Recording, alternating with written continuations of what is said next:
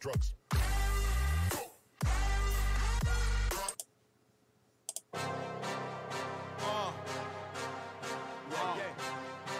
Best welterweight in the world. Oh God.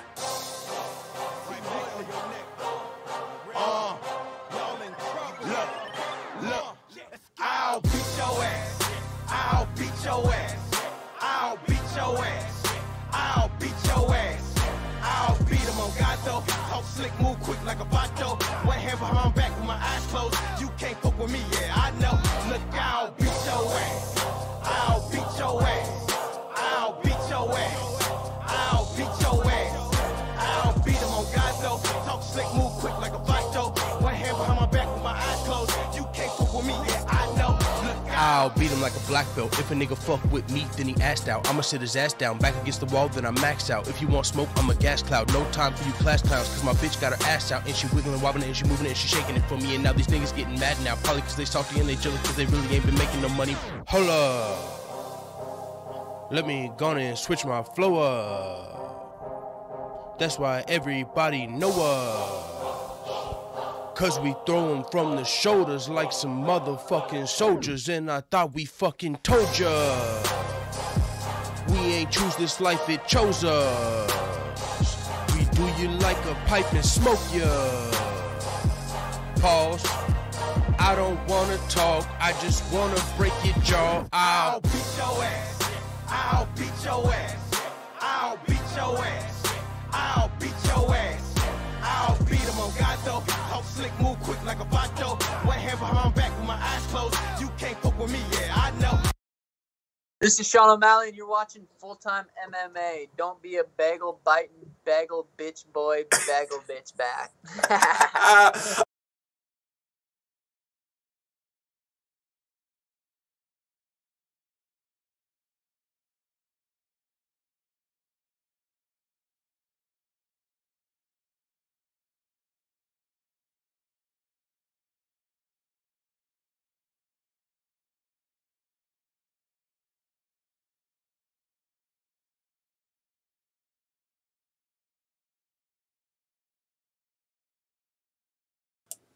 What is going on, full-time family?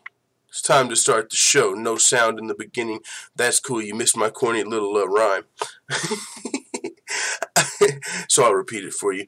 No, I said what's going on. It's time for Cormier versus Lewis, you guys. I mean, it's November 2nd. You know what that means. Tomorrow's November 3rd. Cormier versus Lewis. Co-main event versus Weidman versus Jacare. Full-time family, what you got to say about that? Holy shit, what's going on, everybody? It's time to start the show. We're going to have a nice little panel, maybe about an hour. I don't got a whole lot of time. Got to get to work after the panel. Hour and a half-ish, so hopefully we can get the panel on as soon as possible so we can talk about these fights. But just for about 10 to 15 minutes before we get into the panel, I want to talk about some news. Some breaking news today is, of course, the weigh-ins for UFC 230.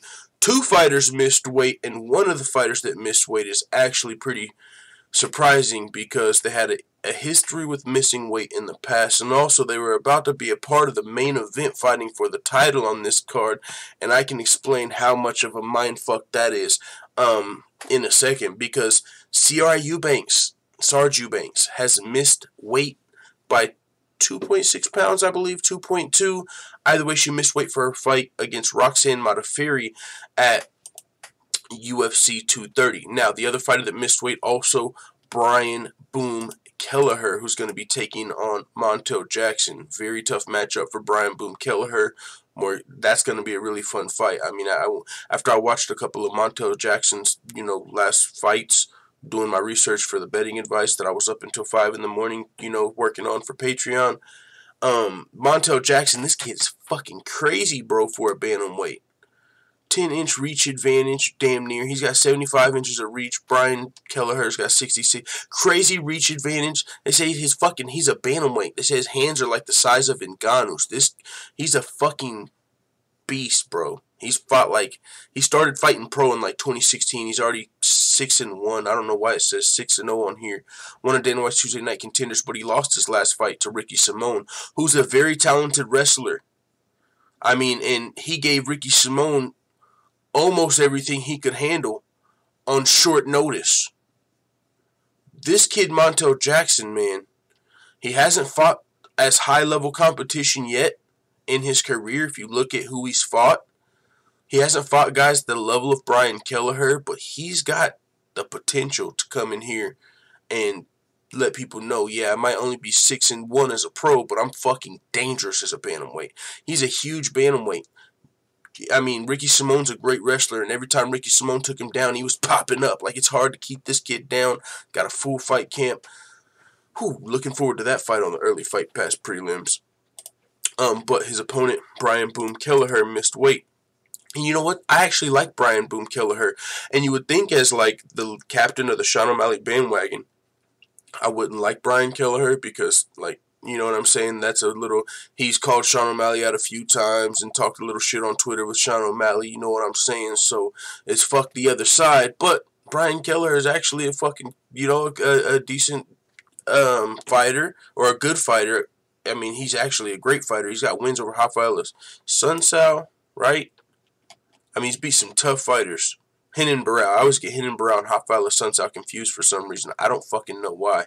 I always do that. Renan Barão, Rafael Sunsao. Fucking always. But he beat Damien Stasiak, fought John Lineker, lost to Marlon Vera, beat Yuri Alcantara. I mean, he's beat some tough dudes. But Montel Jackson is fucking dangerous. He even fought Julio Arce, Jimmy Rivera outside the UFC. So Brian Kelleher is experienced, and he's fought some tough dudes. He missed weight only by a pound, though. He only missed weight by 1 pound.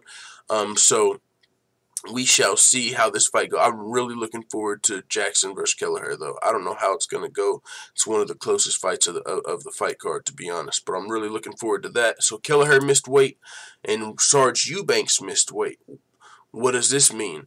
Well, let me tell you, for one, Valentina Shevchenko dodged a bullet because the UFC was fucking around. Oh, no pun intended. But Valentina Shevchenko, her team has said in the past, you know what? Okay, Nico missed weight. Next time we fight somebody, we don't want it to be someone we have to worry about missing weight. That's all we'll say. Like, and I'm speaking specifically of Valentina's manager on Coach's Show, CSH Combat Sports, best WMMA channel on YouTube. Make sure you go subscribe there.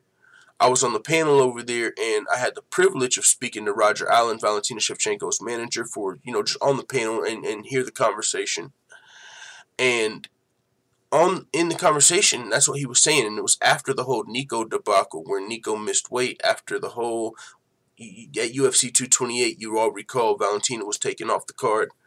And what her manager said at that time was, one thing we do know is the next person we fight, we don't want it to be someone we have to worry about making weight. We want it to be a professional.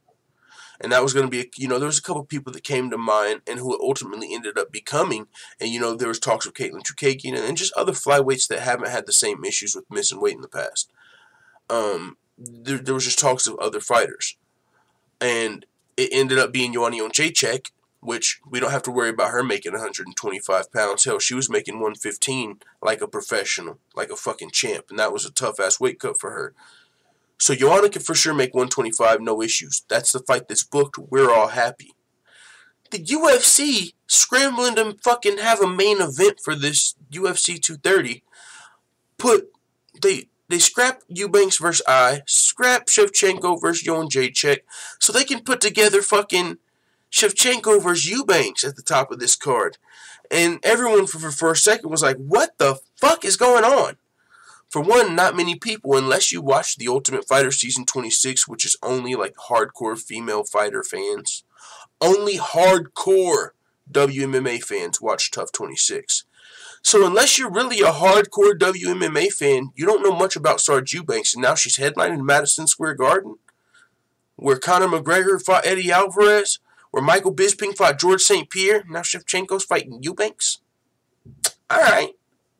I mean, it sucked, but I feel like if no one would have been complaining if you just switched the main event, Poirier versus Diaz right there, no one would have cared. The fact that they were the main event was kind of a little crazy. Well, what that also did was it kind of shit on Shevchenko's team a little bit. They wanted to fight a professional anyway, someone they didn't have to worry about missing weight. Now you're putting Shevchenko in a spot of, do you want to help us out and save Madison Square Garden? Or refuse that shit and just keep fighting Joanna? And it's like, well, I'll fight at Madison Square Garden. If you guys need me to do it, I'm not going to turn it down. Being a company woman, just doing what she needs to do. Valentina Shevchenko, willing to save Madison Square Garden. Okay, we'll move to the main event. Joanna couldn't make the timeline, so they put in Eubanks. Well, Eubanks, and I said this, so Eubanks has had an issue making weight in the past. Now she's going to be fighting at Madison Square Garden on short notice, and you want her to make weight? She wasn't supposed to be fighting, I believe, Jessica until UFC 231, if I'm not mistaken, but it definitely wasn't Madison Square Garden. They were fighting later this year. So now you want Eubanks, who's had issues making weight in the past, so much so that she missed her title shot. You know what I'm saying? Like, it's one thing if you miss weight and have a bad weight cut, but if you can't make weight for a title fight, the biggest fight of your life, it's probably a hard fucking weight cut. So this girl that's had a hard weight cut, you put her in the main event on short notice, she's doomed. That's setting her up for failure almost. She's damn near gotta miss weight. But at the same time, how do you turn down that opportunity? So she takes the opportunity, likely gonna miss weight, in my mind. UFC, thankfully, changes the plans up. Put Valentina back versus Joanna, thankfully. And now they let Sarge stay in Madison Square Garden, but now we still have the issue of she's still at Madison Square Garden on shorter notice than expected, and now we face with the issue that she actually missed weight. Now, what does that mean? Well, it probably means there's a lot of fighters. There's a lot of people that were. I don't want to say Sijara Eubanks is a heel yet, but I'm starting to feel like there's a lot of people that were rubbed the wrong way when Sijara Eubanks was put, even though that had nothing to do with Sijara Eubanks, by the way. Nothing to do with her. Of course she says yes to Madison Square Garden. Even if she don't know if she can make weight. Are you fucking crazy? A title shot and headlining Madison Square Garden? You signed that contract. Easy. That's easy. Of course you signed that contract. And so she stayed on the card for Madison Square Garden, fighting the Happy Warrior, a girl that she's already beat on The Ultimate Fighter, but there are different circumstances to this fight because The Ultimate Fighter is more short notice fights. You got a full fight camp coming into here, and also you're training with your team. You've had more time to train. This is a different fight than the fight on the Tough Show. But it is what it is. It's going to be going down. Sarge has missed weight, which is unfortunate because she's had issues with this in the past at this weight class. Definitely a tough weight cut for her. So now what's next? Does she go up to bantamweight? Does she stay at 125? Who knows? But that's the two fighters that missed weight. Cormier and Lewis both made weight for the title fight. And I believe everybody else made weight aside from Sijara Eubanks and Brian Kelleher. So with that being said, let's move on to one or two other news topics, and then hopefully we'll get the panel on here. Let's see. Oh, I was talking about this on yesterday's show, remember? And somebody, man, you know what? I forgive him. But I was talking about this. What the fuck? Louisiana's Popeyes Chicken. Louisiana's Popeyes Chicken. Fucking. How you gonna give Derrick Lewis a deal before Lafayette, Louisiana's own double champ Daniel Cormier? Someone said, well, Derrick Lewis was born in Louisiana and he just moved to Texas. He reps Texas. Fuck out of here, dude. I ain't never heard Derrick Lewis say one fucking word about Louisiana, dog. That's H-Town. Don't give me that. Daniel Cormier reps Louisiana. He's the double champ. Definitely the natty GOAT. Well, aside from GSP, that's debatable. You know, Daniel Cormier and GSP. But either way, how you gonna, man, and Black Beast, you know, for sure deserves a sponsorship. I'm just saying, Cormier should have came first. That's all I'm saying. If we're talking Louisiana. Man, if there's some damn Texas fried chicken or Houston hot wings or something, let them fucking sponsor Derrick Lewis, dude. But it is what it is. It's a little bit of a joke. But either way, Daniel Cormier, it's funny because now today he responded and he was a little heated in his interview with the media. He was like, yeah, I'm a little upset that they got Derrick Lewis a deal before me. And now he's linking up with Carl's Jr. after being snubbed by Popeyes. He didn't like the Louisiana snub. I told you motherfuckers, I was on to something. That's disrespect. How the hell you gonna give him a Louisiana Popeyes deal before DC? That's disrespect. Ask Daniel Cormier. He said it sucks. It really sucks that he got it done. I don't know what happened. My managers need to get on their shit. I wanted money. That might have been the problem. He got free chicken for life. That's pretty impressive. I'm sure he got a little cash. Maybe not. But maybe he got a small chain. You know, I'm sure he didn't get... I'm actually 100% positive he didn't get a huge deal. It's only like one Popeyes location.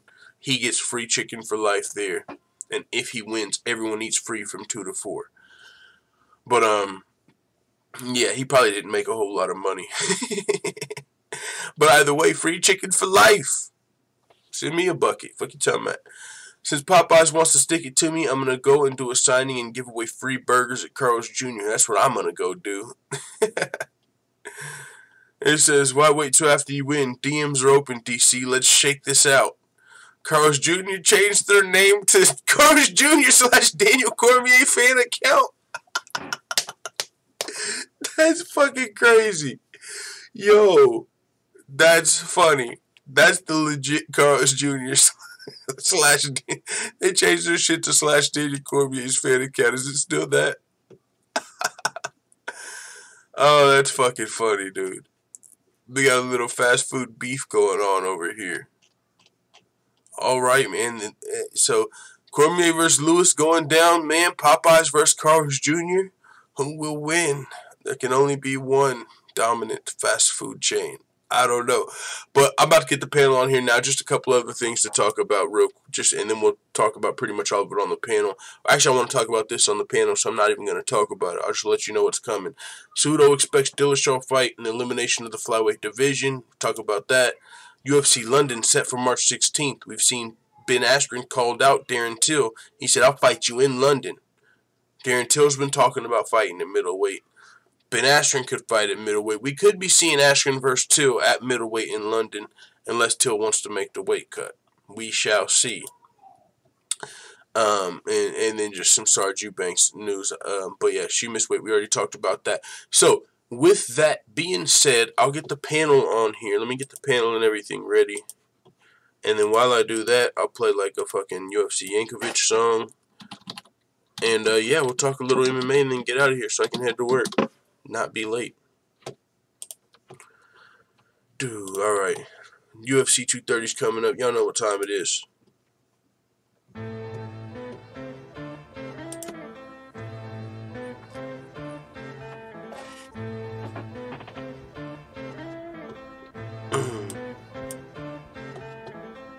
Somebody grab him some chicken. This fucking guy is fat. How the fuck he gonna beat me? And Volkov just put this guy on his back. I hope you know no one is scared of you, especially not DC. And you can call me Daniel Cormier or Double Chip. You know you cannot beat me. And yeah, I'm no sound. If you want to scrap, we can. She even says, "Oh, there is sound." Wait, let me make sure there's sound. Okay, there's sound. Do this. I know that you're black, I know you're a beast, I know that you're fat and you're stupid. I'm back on my bullshit and lacking my cool. At UFC 230, I'll spaz on this fool. He's not gonna beat me cause he's lacking the tools. This nigga can't breathe when he's splashing the pool. No cardio, hope, and it's probably gonna show when I take him down and I beat him up, cause that's all that I know. They call me Daniel Cormier, I'm coming to defend my title. If he think that he can beat me, then this motherfucker's psycho. Bitch, I'm gone. I'm sick of your bad back and you're still fat, let's talk about it. I'm sick of you being black and wearing MAGA hats, let's talk about it. I'm sick of you getting smashed and then coming back, let's talk about it. Or we can get dirty at UFC 230 and you can get sparked about it. I'm sick of your bad back and you're still fat, let's talk about it. I'm sick of you being black and wearing MAGA hats, let's talk about it. I'm sick of you getting smashed and then coming back, let's talk about it. Or we can get dirty at UFC 230 and you can get sparked about it. Let's go, full-time family. Alright, there's the link for the panel. If anybody wants to join and break down UFC 230, give your predictions, your thoughts on the fight, your fight of the night, any thoughts on any news that has happened. Anyone on the panel wants to get on here, and that's any of you, just click the link. It'll open up Google Hangouts. It's easy as fuck. If you want to talk some MMA, let's get it. There's a link in the panel, and if not, then we'll be out of here even extra early, and I'll be able to for sure be on time to work, which would be rare, but I'll definitely still break down UFC 225. But I do want to go grab something to drink real quick, because I got a feeling I'm about to have some cotton mouth. So I'm going to play this while we get some people in here. UFC 230, we lost Diaz versus Poirier, but we definitely still have UFC Yankovic. Alright, guys. Here's the link one more time if anyone wants to join and talk the fights. And if not, when I come back, we'll talk about UFC 230 and get on out of here. First BRB. Off, fuck Nick Diaz and fuck you, Nate. East side, when we ride, come equipped to bang. You claim to be a fighter, but don't fucking fight. You puff on fat joints, sit and stuff your pipe. I'm an American top team, training hard as shit. Nathan Diaz and the Scrap Pack are some mark-ass bitches. I'm throwing punches up in bunches at your grill. Keep them coming, cause I'm gunning for the kill. You know the deal. Nick Diaz, where's your girl? I heard you beat her. Maybe you're fighting her cause you can't buy a win in the UFC. And Gilbert Melendez currently riding a 4-fight losing streak. Y'all got Cesar Gracie fight team in these streets looking weak. I let you niggas know that it's beef for life, then let the east side ride tonight. Scrap Pack murdered on wax deceased. Fuck with me and get your ass beat. Grab your Glocks when you see the diamond. Call your squad when you see the diamond. When I rock you, bitch, I'm coming for the finish. UFC 230, Nate Diaz gon' get it. Nigga, I hit him up.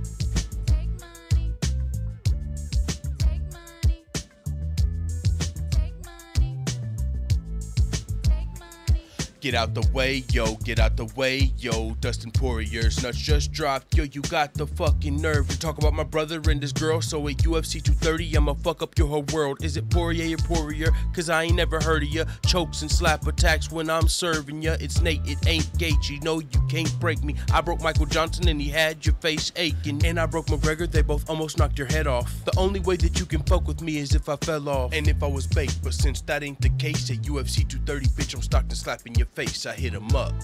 Take money. Take money. Hey, full-time family, UFC 230's going down. Nate Diaz, Dustin Poirier. Make sure you take the time to hit subscribe on this channel, UFC Yankovic. We're trying to get it to 1,000 subscribers, and once we do that, it's gonna be a motherfucking party. And if you're lost, if you're clueless, no, neither one of the actual fighters wrote these lyrics. This is a parody song. This is a joke. No harm intended. Let the full-time family know what you think in the comments, man. We out.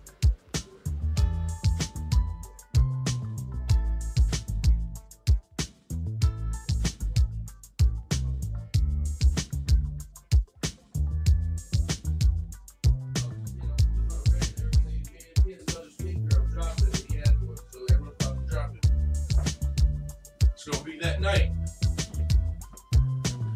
Oh shit, guys. Yo, this shit's still going? What's up, everybody? Alright. Alright, so I'm back. I got my apple juice. Let's check the hangout. Anybody on the panel? Oh shit. We got no one on the panel. That's cool with me, man. That's how I'll talk about UFC 230 if nobody wants to hop on. And maybe we can do a panel this Sunday after the fights. I might be on time to work today, full-time family. Which would be dope. Oh, y'all want to hear a little funny story about, not a full story, but some of y'all might have heard I was frustrated last motherfucking Thursday or Friday after work. Like, you know what I'm saying? Somebody was nitpicking and, you know, people look over your shoulder. Oh, hey, what about this? Hey, homie, chill. I've been busting my ass. It ain't half that serious. By the way, your boss likes me more than you, so you might want to fucking chill. I showed up yesterday to the same place, and I didn't rub it in, or you know what I'm saying? It's I just knew I was, you know what I'm saying, in a good spot at that time. Well, the boss made him apologize, and I was like, listen, man, it's all good. It's nothing serious. I just, you know what I'm saying, just take it a little easy on your employees sometimes, because it's not that serious, man. You know, we're out here working. But yeah, pretty interesting yesterday at work. Listening on my phone, walking home. 2 minutes, says Stamina. Okay. All right, we got 2 minutes. Okay. All right, sounds good. Jump on, or he'll go to work. No, it's all good. It's all good. You'll be home in 2 minutes. Yeah, I'll wait for you. I'll just start talking a little bit about the fights. So I'll talk about the fights that stand out to me on the prelims, and then, of course, we'll talk about the whole main card. It's all good, Cam. You can wait till Stamina gets here. Where's fucking Forward? Let me hit him up on the Twitter sphere, because he's the one I'm pretty sure that asked me to hop on the panel today. He was like, yo, we should for sure do a panel. Uh-oh, someone's here. All right, let me hit this message. What's going on? Let me see who this is. I didn't even see it. I'm just listening. Who's on the panel? Arpit. Oh, what's going on, brother? How's it going, Arpit? All good. What about you? Pretty good. Ready to talk about UFC 230, man. Yep, I am. All right. Well, real quick, what I'm going to do is I'm just going to point out some of the fights that really stand out to me on the prelims. Miss the weight? What's up? Did she miss the weight? Sijara Eubanks? Yep. Yes, sir. By 2 pounds. I'll pull it up on the screen, the weigh-in Man. results. Let's see. Here's the weigh-in results. Sijara Eubanks 127.2. So, you know, and championship weight is 125, but this isn't a title fight, so she could have made 126, but she missed the 126 pound weight limit. So that's unfortunate. I think UFC gonna send her back to bantamweight, I think. Yeah. Yep. I That could think be coming in. Go ahead.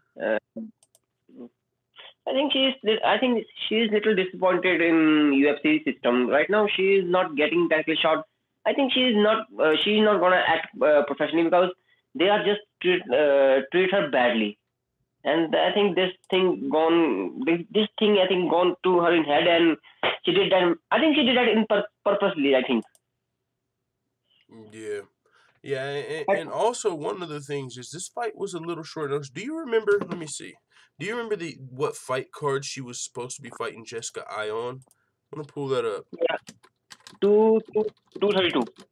232. Yep.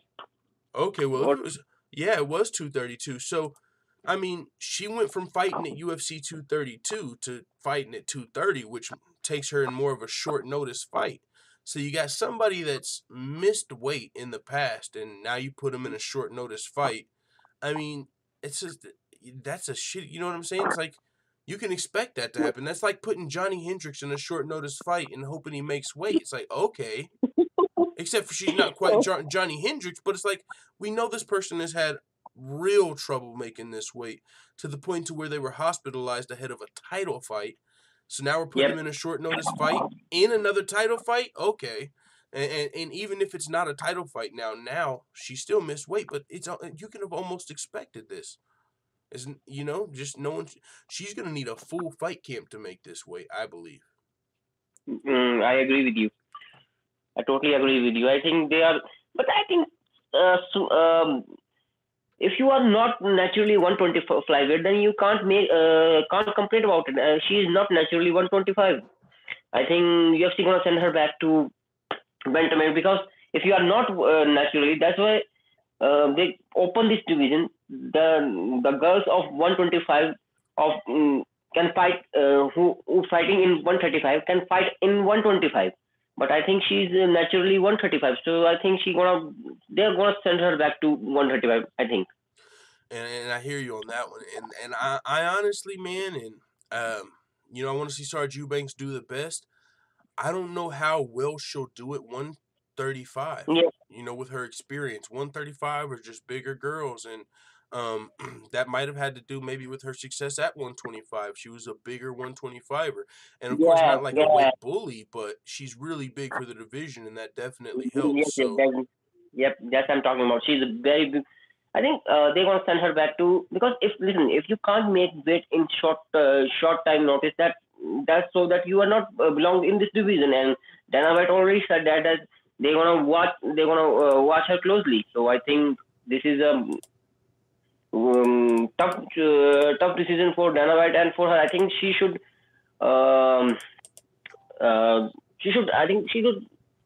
focus more on getting fights. She should focus This on is Sean O'Malley, and you're watching physics and something else because getting in 125 is not a joke.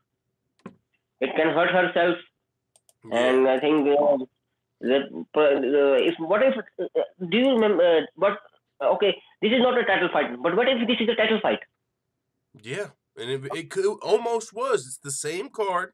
If the UFC did not take apart, and we never know what happens behind the scenes, but maybe what happens sometimes, and actually Sijara Eubanks already said it happened one time was Sean Shelby was calling to check up on her weight and make sure she was going to be able to make the weight for the title fight. She was like, Sean Shelby just called and checked, saw me on the scale, so I'm on point to make weight.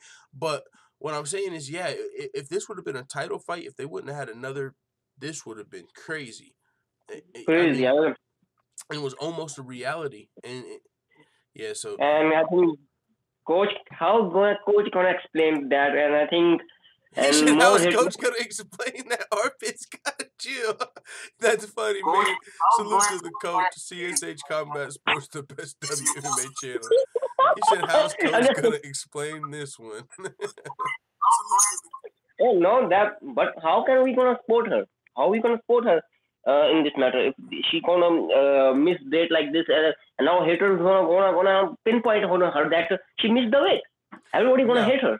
I will say this. I do think there's going to be a lot of people that don't like her. And honestly, that's not always the worst thing because it will sell fights, right? she's not going to be a fan favorite. Now, there's going to be Yep. WMMA fans and hardcore fans that can appreciate Sijara Eubanks. But I'll say this, man, and I kind of feel like there's something to this. I feel like Yep. she was almost set up for failure here by Yeah. putting Sijara Eubanks in a short notice fight. Now, to be fair, you got to play devil's advocate. If you're going to be a girl fighting in the 125-pound division and taking short notice fights, you probably should be able to make the weight. If Yep. you know what I'm saying, like let's look at people who have had a history of missing weight, and I hate to go back to Johnny Hendricks every time, but so let's use Mackenzie Dern this time. Yep. Mackenzie, do you think the UFC? Mackenzie Dern is a unprofessional athlete. Okay, and You I'll say can't- this, but listen, do you can't think the compare UFC? Johnny Hold on, Hendricks to her. one second. Do you think the UFC would book Mackenzie Dern in a short notice fight and expect her to make the weight? No, never. So, whoever booked Sijara, if you wouldn't do that to Mackenzie Dern, if you wouldn't put Mackenzie Dern in a short notice fight, if you wouldn't put Johnny Hendricks in a short notice fight, I mean, honestly, putting Sarge in a short notice fight is, I don't want to say setting her up because I don't think it's intentionally, but I'm just saying there's a high possibility when you put somebody that's had a history of missing weight on a short notice fight that they miss weight. And so, yeah, she might get a bad rap for this, but, you know, at the same time, there's something to be said for being willing to save a card. You got to give her some props for being willing to save the card, willing to stay on the fight card. You know, even though she's from New York, it's a good opportunity at Madison Square Garden. But you still got to give someone props for willing to step up and save a card. Yeah, I give her the props, but the problem is that she didn't make the weight, and that's the thing. Yes. If you can't make a weight in non-title fight, how the hell you gonna get the title match after this? UFC never gonna trust her. She destroying her bridges between her and UFC. Yeah. She have to. You have to understand that you can't just go out there and open yourself in front of wolves. They're gonna eat you alive. They're internet trolls. They're gonna attack on her timelines, and they're gonna call her the names. I don't know what she did. This missing a big thing right now, and everybody. I think Dana White gonna send her back to bantamweight. I think they are not gonna play with it right now. They're not gonna play with it. There's another thing you also have to take into consideration, and you know, she was angry, so it's understandable, and I would hope that the UFC wouldn't hold it against her, but there was a tweet she sent out where she was like, yo, Dana White, Sean Shelby, I believe, don't take me out of this fight or else. And she was like, well, sorry, Sean, I didn't know it was you, but either way, you don't threaten your boss. You know what I'm saying? Like, so now, to what you said, now she's done that, and hopefully they don't hold it against her, but they could. Now that's happened. She's missed weight, not just this time, because you said, you know, it's one thing you miss weight for a non-title fight. Don't forget, on Tough, she won the show, so she actually missed weight for her title fight. She was supposed to be fighting for the title, and so she missed weight for a title fight, missed weight for a non-title fight, which was short notice. But yeah, and then threatening your bosses. So we already saw she was supposed to be fighting Jessica Ai. They moved her to fighting Roxanne Modafferi, a fight she'd already won. But yeah, man, they definitely might push her up to bantamweight. I would not be surprised at all if that was the case. At all. But because we'll she see. with it. Because now, maybe there's a really nice person at the UFC that really likes Sarge, and they're like, you know what? When she threatened us, she was pissed off. She just lost a huge opportunity. We can't hold that against her. And we booked her on a short notice fight. We kind of had to see this coming. Like, maybe they'll give her the benefit of the doubt on both situations. But that's pretty unlikely. Unlikely. Yeah. I agree with you. Let's talk about Derrick Brunson versus Israel. Okay, 1 second. Before we get to the main card, I just want to point out a couple of the fights that stand out on the prelims to me. One of them, I talked about it a little bit, Montel Jackson versus Brian Kelleher. I mean, if you got time tomorrow, you might want to watch the entire fight card. There's going to be some fun fights, even on the prelims. Shane Burgos, Kurt Holloway. One of these guys likely going to sleep. both of these guys are coming off of pretty nasty finishes, getting finished, but it was uppercuts, both of them, like uppercuts from Hill, like Ngannou in the fucking featherweight division, both of them separate fighters. So Shane Burgos, great boxing. Hollowball, both of these guys are willing to brawl. Shane Burgos probably has a little better boxing, I would say. But it's gonna be. I really think someone's probably going to sleep in that fight. Lando Vannata, everybody loves Groovy. Lando needs to get a win here. He's 1-3-1 in the UFC. Definitely needs a win here. Exciting fighter. Had Tony Ferguson on skates for a second. Earned a couple performance bonuses. That's a fun fight. Lyman Good versus Killer B. Ben Saunders. Man, Lyman Good's fucking dangerous, but Ben Saunders has great jiu-jitsu, can knock you out. Got to worry a little bit about his chin these days. He's taken a lot of damage throughout his career. But like I said, he's dangerous everywhere. But Lyman Good, his nickname is Cyborg, and he's a fucking beast. He's coming for the finish. Both of his UFC fights so far. One was a fight of the night, split decision loss to Eliseo Zaleski dos Santos. Other than that, he had a dominant performance. That could very well happen tonight. Julio Arce, Shaman Moraes, that one doesn't stand out as much. Julio Arce, 15-2. Only 2 pro losses are to Brian Kelleher. So he's only lost to one guy in his career. He's fighting at home in New York. We'll see if he can beat Shaman Moraes. Eubanks versus Modafferi, we talked about a little bit. As far as the matchup is concerned, this is a fight that has already happened once. But I got to remind people, just because Sarge won this fight on the tough show, this is a different circumstance. Now, missing weight, fighters that miss weight win the fight a high percentage of the time. At least that's the case this year. It's been going down a little bit, but there was a streak like in the beginning of the year where every fighter that missed weight had won their fight. That streak's since long been broken, but Eubanks missed weight for this fight. Maybe that helps her a little bit, in grappling, which is where she probably already had the advantage. But Roxanne Modafferi, the Happy Warrior's got a lot more professional fight experience, and she's got a full fight camp. So even though they already fought not too long ago and Eubanks won it, this time it's a different circumstance because you got a full fight camp. You're training with your actual team. It's just different than a fight on Tough where it's like your third fight. You know what I'm saying? In a 2-month span. So different fight here. I think this is closer than the odds say. They got Sarge Eubanks as like a fucking insane favorite, 5-6-1, and maybe she should be. But I think it's a different fight, and Eubanks does have a lot of pro experience. She's a WMMA pioneer. She's fought a lot of legit fighters throughout her career. So we'll see if she can handle Sarge Eubanks, though, who is definitely going to have a size advantage. It's tough for her to make this weight class, as you can saw, as she missed weight. So let's go. Mississippi Mean, Hick Diaz, Jason Bite, my motherfucking dog, Jason the Kid. It's crazy how many fucking nicknames this guy has. Mississippi Mean, the Kid, Hick Diaz, Jason Bite, Jason Knight. Let's fucking go. This is my fight of the night. I really need Jason Knight to get this win for me. He's one of my favorite fighters on the gosh darn roster. Come on, Jason Knight, get it done against Jordan Rinaldi. He's never beat anyone on your level. Jason Knight's only 26 years old, I believe. 25 pro fights. This kid is something serious. Currently riding a 3-fight losing streak, but don't let it fool you. That's because he was playing around in the old rubble garden his last fight. Should have fucking finished McQuan, but we forgive him because we love Jason Knight. Can you get the fucking W, though? We need a W.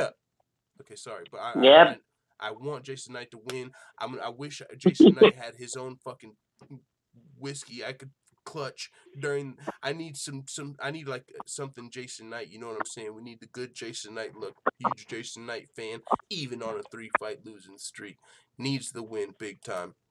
Now, Arpit, let's talk about Brunson versus Israel Adesanya.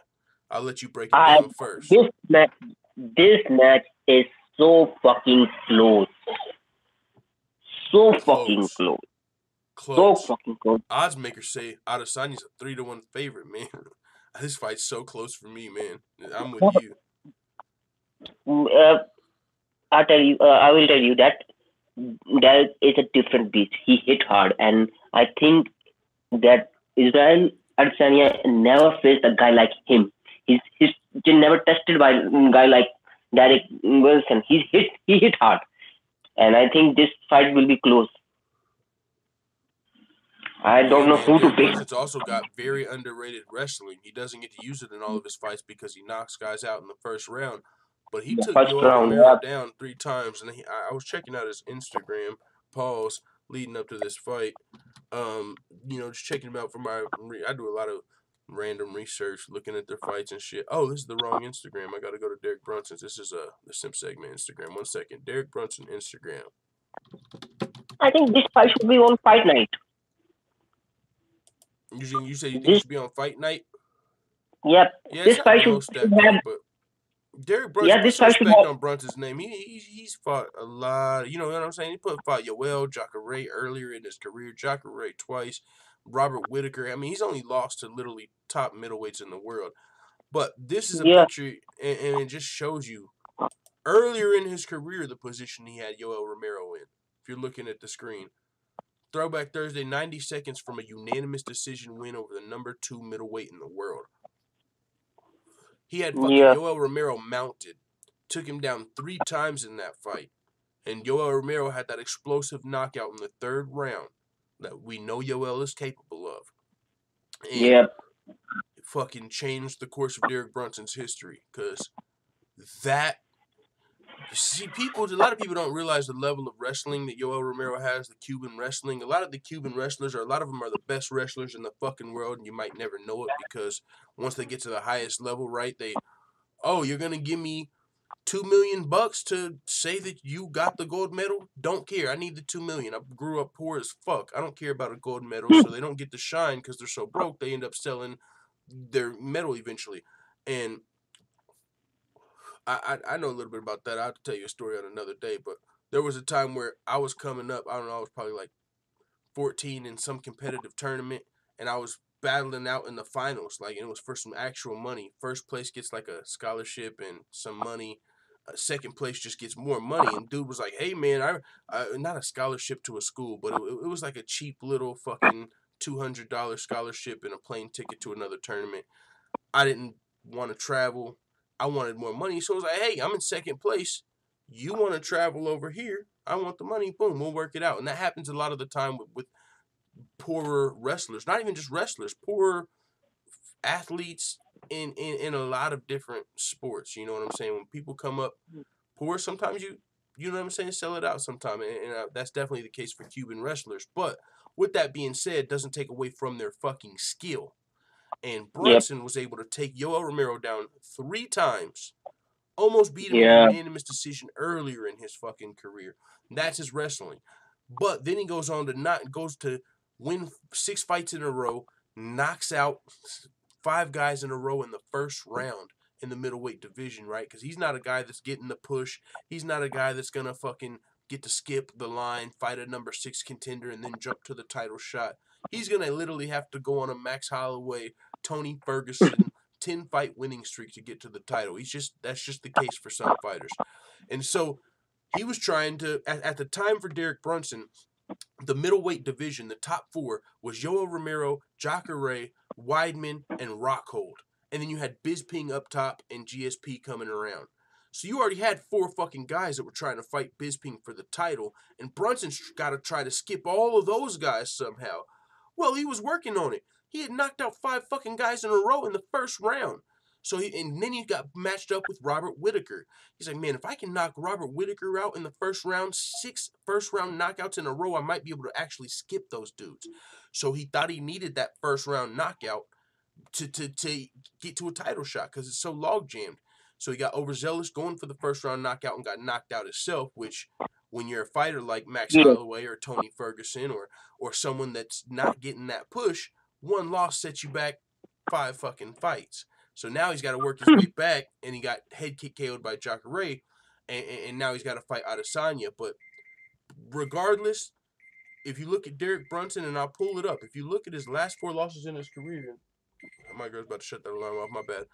If you look at his last 4 losses in his career, they're legit to the best fighters in the world because the Silva fight was a robbery. But he lost to Jacare back in 2012 in Strikeforce. That's how long he's been fighting some of the best fighters in the world. First round KO.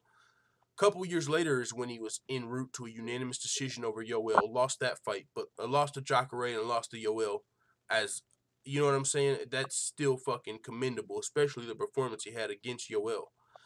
Lost to Whitaker. Overzealous. Robert Whitaker is now the fucking champion. Silver robbery, and then he lost to Jacare. But this dude's not, he ain't lost to fucking nobody that is not a straight savage killer. So that's why I agree with you. This fight is so fucking close to me because I really feel like Brunson's just a little underrated. Yeah. But go ahead. Any other I thoughts think, on Adesanya versus Brunson?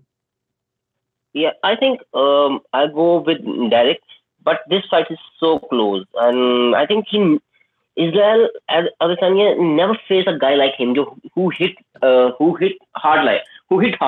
and I think he never tested by a guy like Derek. So I think this fight will be close, and if Israel Adesanya able to beat this guy, he will be in title next title. He will be in title contender. I think if he able to.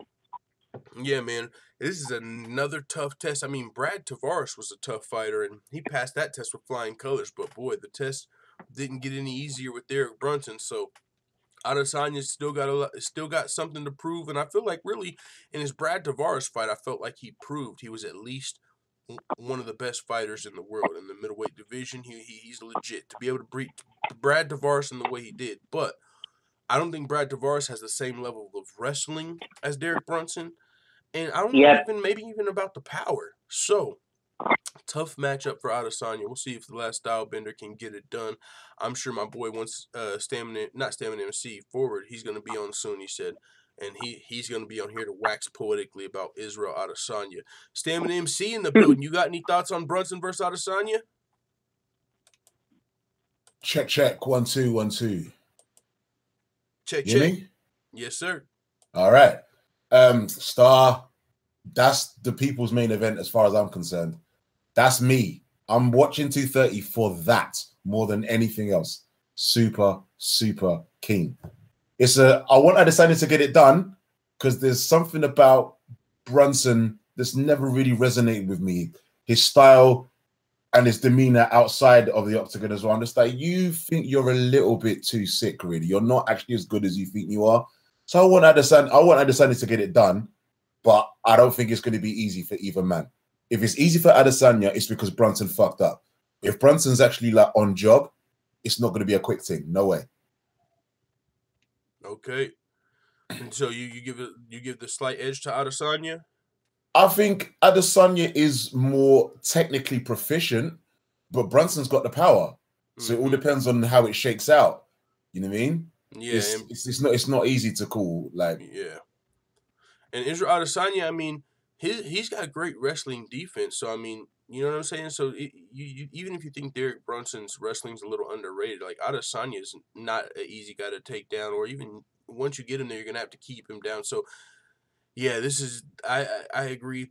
For me, this is the toughest fight to call on the card, and that's why it's the best fight for me, probably aside from my Jason Knight hype. This is definitely my favorite fight. My favorite fight of the night for sure. Carl Roberson versus Jack Marshman. Now, Carl Roberson, Baby K, had a history as, I believe, a kickboxer before he actually became a pro MMA fighter, and he was good at it. So, I mean, he's definitely a great stand-up fighter. He's dangerous. He's I believe, out of his 6 wins, 5 of them came by way of KO, TKO. Jack Marshman, also a guy that's probably going to be willing to, stand and trade with them. He's got a little more experience. This is likely to be a stand-up fight. And for that reason, it could be very dangerous for Jack Marshman.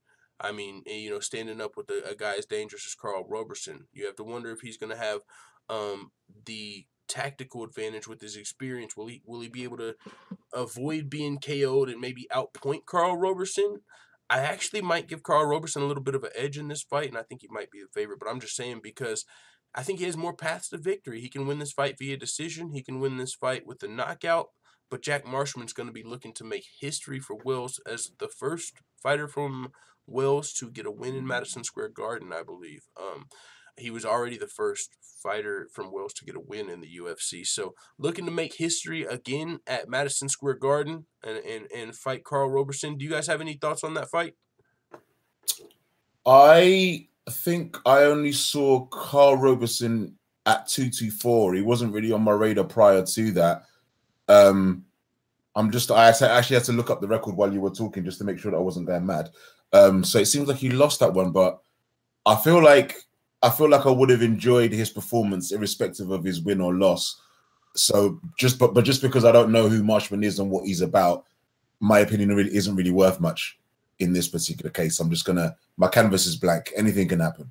Okay, yeah. On Dana White's Tuesday Night Contender Series, he fought Ryan Superman Spann. I remember watching that fight. Ryan Superman Spann was like a middleweight that was like 6'5", kind of like Anthony Lionheart Smith. I think since then he's moved up, but man, he had a hell of a fucking frame for the middleweight division, hell of a reach, and Carl Roberson actually got the knockout. And I think going into that fight, I felt like that was a spot Ryan Spann, I don't want to say the UFC wanted to give him a contract, but shit, if he would have won that fight, I think he might have remained undefeated and he would have been looking real good. But Carl Roberson knocked him out in the first round. Then he fought Darren the Dentist Stewart in his first UFC fight, and he won via first round submission. So he can knock you out. He can submit you. I mean, he's definitely a dangerous fighter. So it's on the main card. I mean, now, Arpit said he feels like Brunson versus Adesanya could be on like Fox Sports. Now, this is definitely a fight I think that could be on the prelims. You know what I'm saying? But there might be a finish, so it might be pretty entertaining. So we'll see. But now this is a fight I want you guys' opinion on for sure. David Branch versus Jared Cannonier. For my money, I got David Branch. I think David Branch, he fought outside the UFC for a while, but even in doing so, he was fighting a lot of the best fighters in the world outside the UFC, a lot of the best middleweights, Lewis Taylor, Vinny Magalhaes, and a few other guys in the World Series of Fighting that's now the PFL. And he beat those guys. He didn't almost beat Luke Rockhold, but he definitely had him rocked in that first round. Rockhold recovered and was able to come back, but he had Rockhold in trouble. And other than that, he beat Yoko, beat Thiago Santos, who's fucking dangerous. David Branch is very skilled. And Jared Cannonier, he's also skilled. Now, I wouldn't say he's on the level of David Branch, though. Short notice fight as well. David Branch was originally going to be fighting Jacare. And Jared Cannonier, I don't feel like he's beating anyone on the level of David Branch. Any of you guys have any thoughts on Branch versus Cannonier?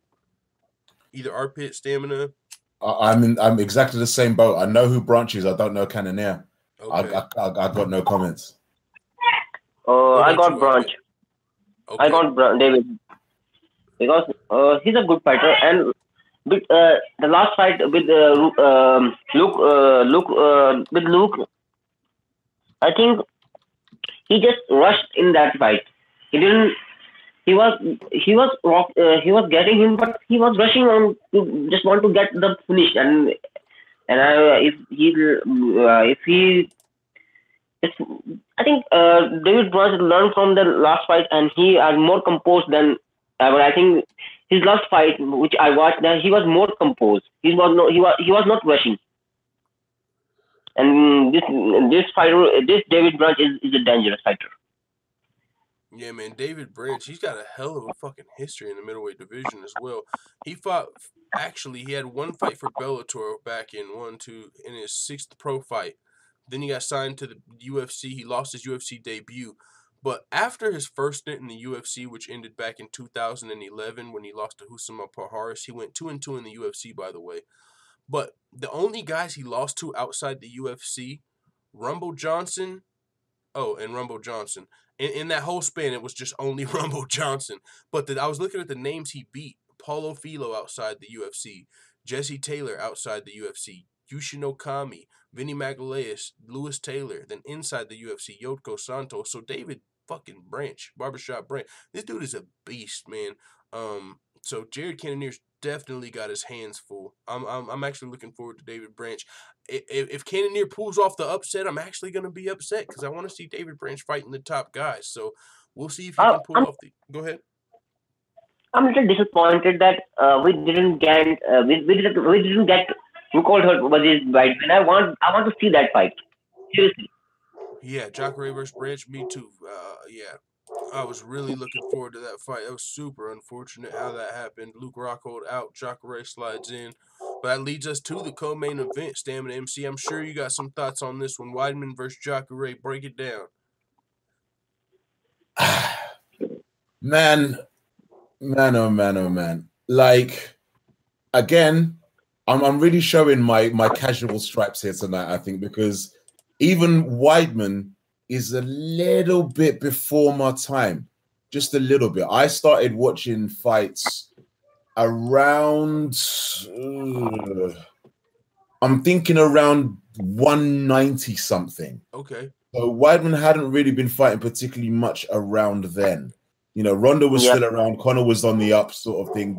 I've been doing about 3 years tops, I'd say. So I missed a lot of what made Weidman a fan favorite to a lot of people. So I'm more inclined towards Jacare because I've seen, with the exception of head kicks and whatnot, he's resilient. He can face a lot of adversity. So, you know, Weidman's, I've seen he's got hands, but I don't really feel like that's a problem for someone like Jacare. And especially once he actually gets to do that, the infighting in the clinch, yada yada yada, that's his world. So again, it's a coin toss. It's what I'm really liking about a lot of these matchups in general, just to deflect from my ignorance, is that, you know, the matchmaking is that whereby you can't really say it's definitely this man or it's definitely this woman. I'm liking this fight is great. I will love to watch this. Yeah. Okay. Well, let me break it down for a second, because I feel like I got to give a few people the history on Weidman and how he broke at least my heart, and I'm sure a lot of other UFC fans. But it also made him the other demographic. I would say it made him a fan favorite. A lot of people didn't like Anderson Silva back in his prime. He was my favorite fighter. That's what drew me to the UFC. I was like, who is this motherfucker dancing on these dudes, dodging a punch and knocking you out like while he dodges your... It was crazy to me that I was a huge Anderson Silva fan. So I was like, around junior, senior in high school, we used to go to Buffalo Wild Wings, watch all the Silva fights, the Rampage fights. Well, Anderson Silva, he was not as with the trash talk like Conor McGregor, but you know who Michael Venom Page is, Stamina MC. You familiar with Michael Venom Page?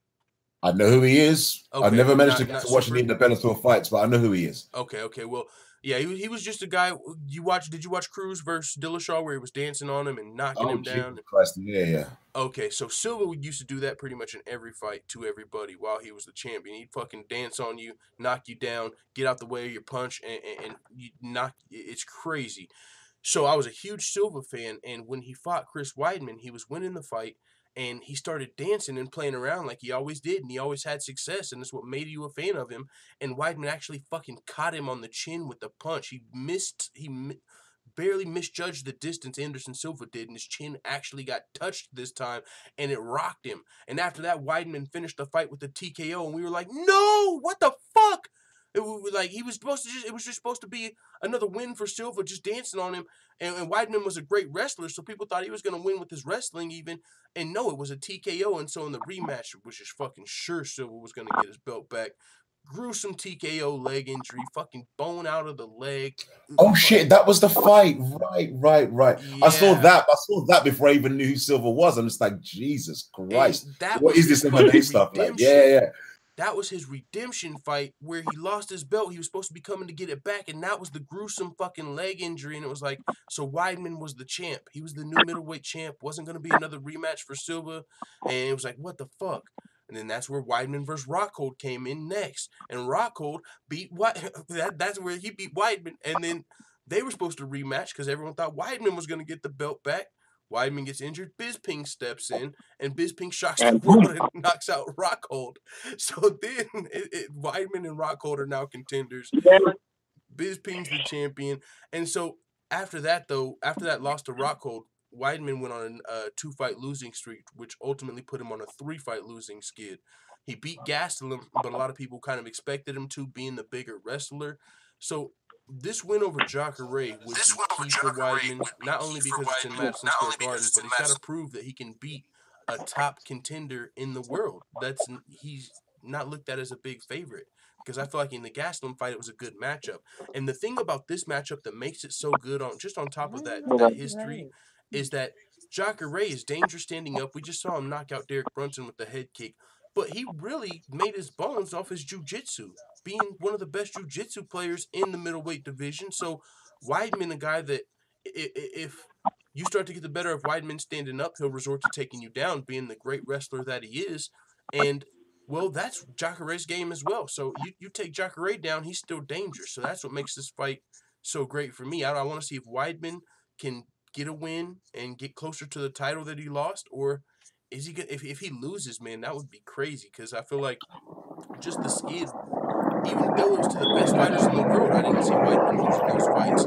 To Rockhold, Romero, Musasi, even though those are a lot of the best fighters in the world, Chris Weidman, I think, was expected to win a few of those. Like, probably was the favorite. I wasn't even thinking about betting back then, but if you like, he was. When I looked at those fights, I thought Weidman had a good chance of winning those, and he lost each of those. Finally bounced back with Gastelum, so he really needs this win over Jacare. But Jacare is very dangerous everywhere. Arpit, what are your thoughts on the fight? If Arpit's still here, I see Cam Murphy in the building, infamous MMA. Yo, what's up, man? On? How's it going, Cam? I'm good, sir. I have bad throat, so excuse me. I'm sorry. Okay. Oh, good. All right, Arpit, break down Jacare versus Weidman. I think in this fight, Weidman wrestling will be factor. And I think you can't. He want a title shot, but I think if he able to get surpass, I think sooner or later Weidman and Israel Adesanya gonna happen if he able to beat him. But I think this fight will be close. But I think I gonna give that to Weidman. Okay. All right, infamous MMA joined us. What's going on, Infamous MMA? And finally, this is working. I couldn't get the hangout on screen, but I'm finally able to. So, Infamous MMA, since you just joined the panel, I'll ask you and Cam Murphy. We'll jump back to Brunson versus Adesanya, but Infamous MMA first. What are your thoughts on Weidman versus Jacare? Good fight, but I got Chris Weidman winning. You know, people. You know, like I was never big on Chris Weidman before. Like I picked against him on all of his losses, but I also I usually do get him right when I do pick for him, but I'm picking him to beat Jacare. Like people don't know, but like he fought Damian Maia back in his career, and he took down Damian Maia multiple times, and he didn't have like much trouble not getting submitted. You know, when he was in that Yoel Romero fight, he was winning that fight until he got fucking kneed. So like, well, I mean, he's better than what people think, you know. And I think his boxing is gonna be better than Jacare's, and his wrestling is gonna be another level. I mean, I never seen a guy like Chris Weidman's probably one of the only guys, him, like Daniel Cormier, other people that could just take people down so easily with a single leg takedown. You could just take a single leg and just snatch it, and then you fall down. It's like one of the craziest takedowns I've seen. Yeah, I got him winning. I think Jacare's getting older. His chin's not the same. I think this is Weidman's fight to win. Yeah, I think Weidman wins unless he gets caught. I mean, whether it's standing, whether it's a submission. I think Jacare's got I don't want to call it a puncher's chance because he's also got a submission chance, but he's got a finisher's chance. You know, I mean, I didn't expect him to knock out Brunson in the first round with that head kick, but he did knock him out before. Jacare. Yeah, he did, but he's way later in his career. Brunson, underrated it even in that fight. If Brunson didn't caught, I think he had a good chance of potentially winning. And then if you watch Jacare's fight versus Whitaker, man, and it's credit to Whitaker. Don't take anything away from Jacare, but boy, Whitaker had Jacare looking like a deer in headlights for a second. Like he couldn't take him down. He just shook him off and just fucking did bad things to Jacare in that fight. So, but that's just a credit to Whitaker, who's the middleweight champion. You know what I'm saying? But Whitaker's striking was another level. Yeah. So, Cam Murphy, you got any thoughts on Chris Weidman versus Jacare? I think he really needs to win this fight. If not, it's not going to be good for him. I do have Chris in this one, even though Jacare is very, very good. But yeah, he's getting old. But that doesn't mean that he can't win. But I just think Chris has that little bit more edge that he really needs to win. If not, he's fucked. So I'm just with Weidman on this one. So. Arpit, whenever you're not on, would you do me a favor and hit mute? There's some background noise coming through your mic. All right, and so also before we move to the main event, I want to get Infamous MMA and Cam Murphy's thoughts on Derek Brunson versus Adesanya. This time we'll start with you, Cam Murphy. What are your thoughts on Adesanya versus Brunson? I think it's not as kind of easy as I was predicting that I was like with Adesanya on this. I think it's going to be a little bit more tricky, but yeah, I'm thinking Adesanya has this kind of in the bag, but it's going to be an entertaining fight. I don't think he has it done in 1 or even in 2, maybe 3. But I don't think we should kind of write off Brunson. That's it. Even though I haven't seen him in a while or anything, but the win is just with Adesanya. Yeah, I'm hoping he wins anyway, but yeah, I don't know. I just don't think we should kind of write Brunson off because, I mean, he is good so on the ground, so we'll see, basically. But I'm looking forward to that fight. All right. Yeah, Infamous MMA and you good sir, Israel Adesanya, undefeated, 14-0, the last stylebender taking on the undefeated once upon a lifetime cheerleading. And I told you guys, don't sleep on male cheerleaders. If you're a straight male cheerleader, you are in the game. Facts. Derek Brunson, dangerous, underrated. You have to be quick. Your muscles have to be very, very, very active. So yeah, very. Don't just because he's a cheerleader doesn't mean shit. Yeah, somebody pointed that out. Did you know Derek Brunson was a cheerleader on his Wikipedia? I was like, yeah, that's why he's such a fucking beast.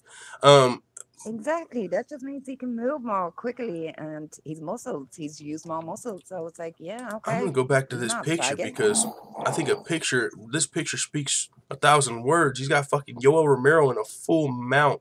He took Yoel Romero down 3 fucking times, and that's just a credit to his wrestling. He's knocked motherfuckers silly in the first round. Derek Brunson is so dangerous, so this is such a fight. Infamous MMA, what are your thoughts on Brunson versus Adesanya? Man, like, Brunson being a 3-1 underdog is very surprising because of how dangerous he is, but Brunson probably has like one of the lowest fight IQs of someone I've ever seen. Like, he makes a lot of crazy mistakes. Like, if you see in his fights, like he'll be like in a takedown position still throwing punches. Like, I've never seen that before. And he got fucked up when Robert Whittaker fought him. But I think a lot of people look at like his fight with Anderson Silva, how like he didn't look amazing in that fight, even though most people thought he won. And they think, Israel, since he's younger, high level striking, decent wrestling, he's gonna be able to pull it off. But I don't know, it's a tricky fight because we might go into this fight and find out Israel's wrestling's not as good as we thought it was, because he did show a good wrestling against Brad Tavares, but who the fuck is Brad Tavares when it comes to wrestling? So it's a fight to pick. Marvin Vettori was able to get him down and keep him there, but the round, I feel like Brunson might be able to get a takedown in this fight and maybe even win a round. If it goes, that's why I think this is a toss-up because he might be able to get 2 rounds.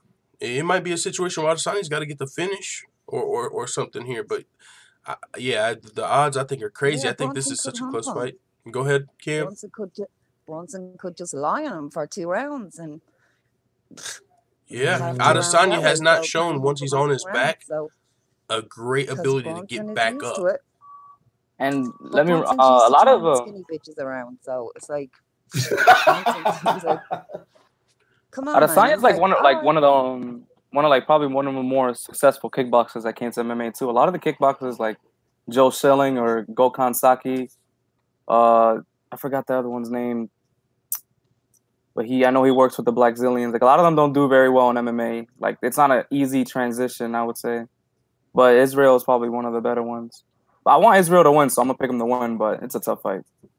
Oh, I want him to win. It's just I'm not seeing it that easy. Yeah, definitely. I'm getting to it. So definitely a tough task. Adesanya was a tough task, but don't get any easier with Israel Adesanya. We got a new face in the chat. What is going on? Oh, it's Forward. You just got a new picture. Okay, what's going on, Forward? Glad you got here in time to break down Adesanya versus Brunson because we were about to get into Lewis and Cormier and out of here. Perfect timing. What's going on? Nice. Yeah, so I was listening a couple seconds ago, right? And someone said that, in fact, it was you, Fulton. He said he hasn't shown a good ability to get off his back when he's been taken down now. I do have to object to that quite strongly because, yes, Tavares isn't the same wrestler as a Brunson, who has taken down the likes of Yoel Romero in recent fights. But at the same time, Tavares is a really good wrestler in terms of keeping people down and obviously with that top pressure. Whereas with Brunson, I've not really seen a great amount of top pressure in terms of keeping people down. Because although he took Romero down 3 times, he only kept him down on one of those takedowns, and even that was more Romero just kind of conserving energy for the third round. And to a point that Infamous made a little bit earlier, I mean, Brunson's literally one of the worst IQ fighters you could possibly imagine in the middleweight division. Probably in this entire, and I mean, I'm not even exaggerating. Probably in the entire UFC history, like, we're being real. Because I mean, some of the fights that we see, exactly. I mean, the thing you're right is, like, when we saw the Whitaker fight, I mean, that was the perfect fight for him to announce himself and to put himself on the main stage. And although I didn't think he was going to win that fight, he should have won that fight in terms of how we got him hurt in that first round. And the fact that he let him back into that fight and then the Whitaker ended up winning that fight kind of changed the course of middleweight history. And looking to this fight, this is someone that you can't really make that many mistakes against, because one thing that I'll give Tavares credit for, he didn't make many mistakes in that fight. I mean, he ultimately knew he was going to be outstruck, but he didn't leave himself open to be completely knocked out like Brunson could in this fight. So I thought Brunson's going to be kind of in a similar place where he was against Silva, where he's kind of taking pictures rather than actually going forward and actually being the aggression, actually putting the pressure on. Because from what I've seen of obviously Adesanya's kickboxing career, which is a lot because I'm obviously a big fan of his, he has had trouble with pressure fighters who have pushed him back and actually put it on him. And that's something that Brunson could do, but I feel like he's a bit too sloppy to really be tight in the pocket when he's pushing the pace. And if he does that, it's going to be a quick night for him. But I feel like he's going to instead, and I'm getting a really long breakdown here, but just to get to the point, I feel like he's going to probably be a bit more patient, look to try and get the takedowns when he can, but I don't think it's going to be really effective. And I feel like Israel will eventually get a third round TKO. And yeah, I don't see this being too much of a hard fight. I feel like this could even be kind of a fight where kind of just taking the piss out. Probably we're going to see a little bit of a Cody Garbrandt versus Dominic Cruz, where we just see someone taking the complete piss out of their opponent. So I'm looking forward to it. And yeah, it's going to be a great night of fights, man. And yeah, I'm going to put some respect on this fight card. It's not the best fight card of all time, but it's still a pretty good fight card, man. I'm not sure what you want me to say, King. I mean, let's just, wait till Sunday. Wait till Sunday when the fights are finished, and we'll see how good the night fights are. Because I feel like it's going to be one of those fight cards. I feel like that's always the case. Surprises you. I can't think of the last time really that there might have been one in the last 25 cards that actually disappointed. If you watch the card, as far as name value and ratings and shit, yeah, they might not have did great. But I feel like every time we go into a card, people come out saying, damn, I slept on this card. This card was underrated. Like, the fights were great because there's always so many different it's MMA. There's so many different possibilities of results and different fights that are going to happen. It's not like just a boxing or a kickboxing card or a wrestling or where you're going to see the same thing all night. You might see a grappling fight one night, see a slugfest in the next fight, a first-round knockout in the next fight, a first-round submission in the next fight. Like, so many different possibilities. And it's, I think this card's going to be great as far as that is concerned. But I think as far as being stacked on paper is what people probably talking about when they say that this card's not the most stacked. But yeah, I think it's going to be a great night of fights.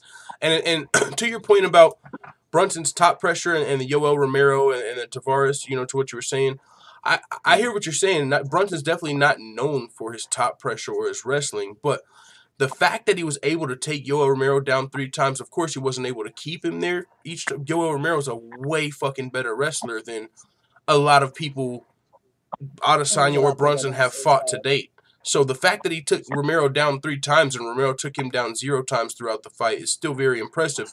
And when I was talking about Adesanya's ability to not be able, he hasn't shown the best ability to be able to get up, I was more talking about the Marvin Vettori fight where Marvin Vettori took him down and Adesanya didn't seem like he was able, he knew what to do to get off of his back in that fight. And you can say, well, Marvin Vettori's, maybe you could argue, maybe you think he's a better wrestler than Brunson, but maybe we could argue that point. But I think if you're talking about the wrestling matchup in this fight, it 100% goes to Brunson. I mean, just to counter that point, I mean, what we saw with Derrick Brunson against Romero, I mean, yeah, he took him down 3 times, and that was quite impressive. But I mean, also there's a guy called Honey Much who took down Romero twice. I mean, do any of you guys know who Honey Much is? Well, also, this was 12 years ago, and Derrick Romero Brunson does get or not 12 years ago. down Yeah, this was in 2012 or 2014 when they fought. I mean, Derrick Brunson, I don't know where Honey Munch has been fighting or whatever his name is. Derrick Brunson since then has been fighting in the UFC, training with a legit team. It's not like he's just been not working on his game ever since that Yoel fight where he took him down 3 times, and I think it was Derrick Brunson's 3rd UFC fight. Yeah, Yoel has been taken down. I hear what you're saying, but that's still impressive.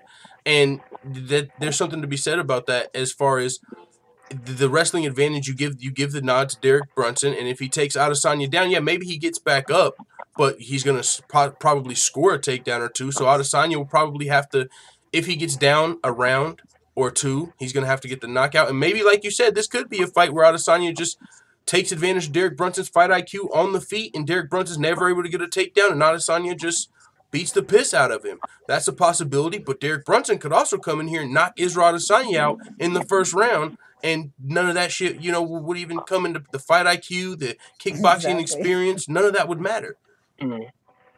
Yeah, I mean, I agree with that point. I mean, even to the Vettori point about him taking down Starbender. I mean, let's be real. We all know that he was on that special sauce, so I mean, that kind of counts as that point out as well. But Vettori passed his USADA I mean, test. Come on, son. No, he has since then failed the USADA test, but he passed those ones. Hey, I mean, look, yeah. I mean, if we're going to say that Jon Jones is now a cheater, which is my guy, no, not a good, cheater, so. not a good argument. Not a good argument, because Jon Jones, after USADA, failed an in-competition sample in the Cormier fight. Marvin Vettori did not fail an in-sample. It's not like he popped for his Adesanya fight. I'm sorry, but we all saw the marks on his back, man. We all know he was taking something. But again, further to the point, yes, he's got better wrestling. Yes, he can take down Starbender. Yes, but I don't think his top is going to be able to keep him down. I mean, we've seen Israel show the explosion to be able to pop up from guys like Vettori, from guys like Tavares as well. So I don't think it's going to be much different against Brunson. And again, I think it's different when you're taking on someone like a Romero, who, yeah, he's a good striker, but he's not an elite striker like Israel is. I know I'm giving a lot of credit here, but I feel like when you've watched all of his fights, I feel like it's kind of warranted. I know I can't give him that, yeah, even though he got the kickboxing back on him. A lot of kickboxers get knocked out in the UFC. A lot of them, like 90% of them. Guys who got better credentials than Israel too. Yeah, okay.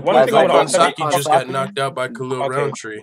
Let me ask you guys something. One thing, yeah. A striker like Israel coming to the UFC and show so much prowess in other style forms, because we're looking at his takedown defense we've seen, which has been quite impressive. Even some of his trips that he got done on Tavares and Vettori have been very impressive. So a submission attempts he's also done. Let's remember, he's only 14-0, so he's still learning on the job while coming into his remember, MMA these guys are undefeated. They don't got the experience yet. I know, but he's taken losses in kickboxing. He's even been knocked out, so he's understand what it's like to lose, and he's come back from it. So I feel like that's a weak argument in the sense that he's understand what it's like to lose, and he's still improving his game, and he's still improving to the point where I feel like he's going to surpass someone like a Brunson who hasn't shown. Look, what has he really shown you in recent years to tell you he's at a level to be? I'm not saying okay. I mean, what has he shown you recent years to tell you that he's a very? So the fact that he's only lost really to the best fighters in the world. But no, I want to say this though, because I made this point earlier. Israel Adesanya has great takedown defense as well. Like, it's going to be hard to get him down, but my thing is once you get him down, and yeah, Derrick Brunson might not hold him down for the entire round. He might eventually get up, but will he score another takedown? And will it? How will that affect Israel Adesanya? I mean, he's showing great cardio, so I wouldn't question his cardio or anything like that, but I think this is a close fight, and that's all I'm saying. Like, for sure, I hear what you're saying, your points. Israel Adesanya could for sure win, but I don't know if you're trying to make the point like Israel Adesanya, should be a heavy favorite in this fight. You know what I'm saying? Like, no, I mean, I completely disagree with that. I mean, he definitely should. It should be a lot tighter. I mean, even in the Brett Tavares fight, I think he was maybe a -150 favorite, so that one was really close. And I even bet on that, and I made a little bit of a profit on that, so I was kind of happy. But with this fight, I mean, hell no, I'm going to bet on him when he's a 3-1 favorite. That makes no sense considering where he's been and who he's fought. But at the same time, with the style matchup and everything, maybe there's a reason why he's a favorite and a lot of people are backing him. Yeah. But I thought 3-1 is a bit too much. Maybe 2-1 would be a bit more. Yeah, I agree. Considering what Brunson's done, so yeah. 2-1, and I would be like, okay, I hear you. So yeah, man, that's a great breakdown and great thoughts on Brunson versus Adesanya. But before we get out of here, we definitely have to talk about the main event. Popeyes versus Carl's Jr. No, Daniel Cormier versus Derrick Lewis. We'll start with our pick. Our pick. Give us your thoughts on Daniel Cormier versus Derrick Lewis. DC all the way. Okay, you giving Derrick Lewis a puncher's chance? Clutch Gene? Never count him out? Yep, I'm giving him a chance. If he able to hit him, then we can see a difference. But I think DC gonna grind him out. That's DC's what gonna I'm grind him up. talking about. Gotta give him a chance. Definitely got a chance. All right. We'll move down the line. After our pit, we'll go to you forward. What are your thoughts on Lewis versus Cormier? Man, I mean, it's crazy that DC the double champion now, and he's come a long way in such a short time in terms of where we see him now in terms of his greatness in the UFC. So one thing that's interesting to me is when he was asked about going up to heavyweight, he said, "Oh, I don't think I can fight against the big guys like an Ngannou, like a Lewis, like an Overeem." So and I was kind of interested that we're seeing him now actually fighting these guys. So and obviously going to be fighting, let's say Lesnar if he gets through this fight. So it's interesting in the sense that in terms of size, if he gets really close with Lewis, we've seen Lewis being able to just throw guys to the floor like we saw with Travis Brown, and he's got that physical aspect over him. But I mean, other than that, and obviously the punches chance he's got, I don't see how he gives DC many issues, because I feel like DC can knock him out if he stays striking for the entire fight. I feel like DC is just a lot quicker, also a lot smarter, and he's not done a fool for a lot of the things that the likes of a Volker before fallen for, or even Tibor has fallen for, because these guys have all been in commanding position in the fight and they're not taking advantage. I feel like DC's a much better finisher than those guys as well. I feel like DC got the ability to finish him with an armbar, finish him with a rear naked choke, with ground and pound, the TKO on the feet, even a KO like we saw with Miocic. And I think one more thing just to end as well, we've seen with DC, he's got probably one of the best fight IQs of anybody in there, obviously with his wrestling background, and also the fact that he's even turning into a bit of a McGregor because he's calling fights now. He even said that he was going to knock out Miocic, the way he knocked him out, and he's also predicted a third round armbar due to Lewis being the one who likes to push you off from when he gets to the bottom. He doesn't really use much technique in terms of trying to get up, which has worked in the past against people like Travis Brown, but I don't think it's going to work against DC. So if I'm going to give a prediction, I'm going to go exactly with what DC said. I'm going to go with a third round armbar. Okay. Great breakdown from forward. Thank you very much. And Cam Murphy, what are your thoughts on the main event of Madison Square Garden, DC versus the Black Beast? Oh man, I am excited for it. It's just like I have to. My heart goes with poor Derrick, but my head is like with DC because he is the double champ. He's a fucking beast. Let's be honest. But yeah, I think DC will kind of win it unless like Derrick somehow, I don't know, kind of does like what he done the last one. But yeah, unfortunately, I'm not giving it to Derrick, even though I would love to see him do it, but I just don't see him going there. I just see DC. You know, DC is a little bit smaller than him. It can't be done. Like, I mean, maybe an eye poke back to DC. And no, I mean, shit happens. So, Karma's a bitch. Exactly. So, wouldn't that be crazy? Like, if that happened and DC lost his fucking belt to Derrick Lewis, bad back of all people, like, shit, Oh the my two God. fat backs. No. Oh my God. Let's talk about it. It's like, Crazy. to me, that'd be just like, shit, man, what the fuck? Like, so he shouldn't have took that fight. But it's like, I'm hoping like DC should win on paper, on everything he should win. But Lewis he just might win. But it's a very small if. But hey, shit happens. So yeah, DC wins. But I'm hoping, as I said, it'd be good for me. I'm gonna be laughing my ass off thinking of that song.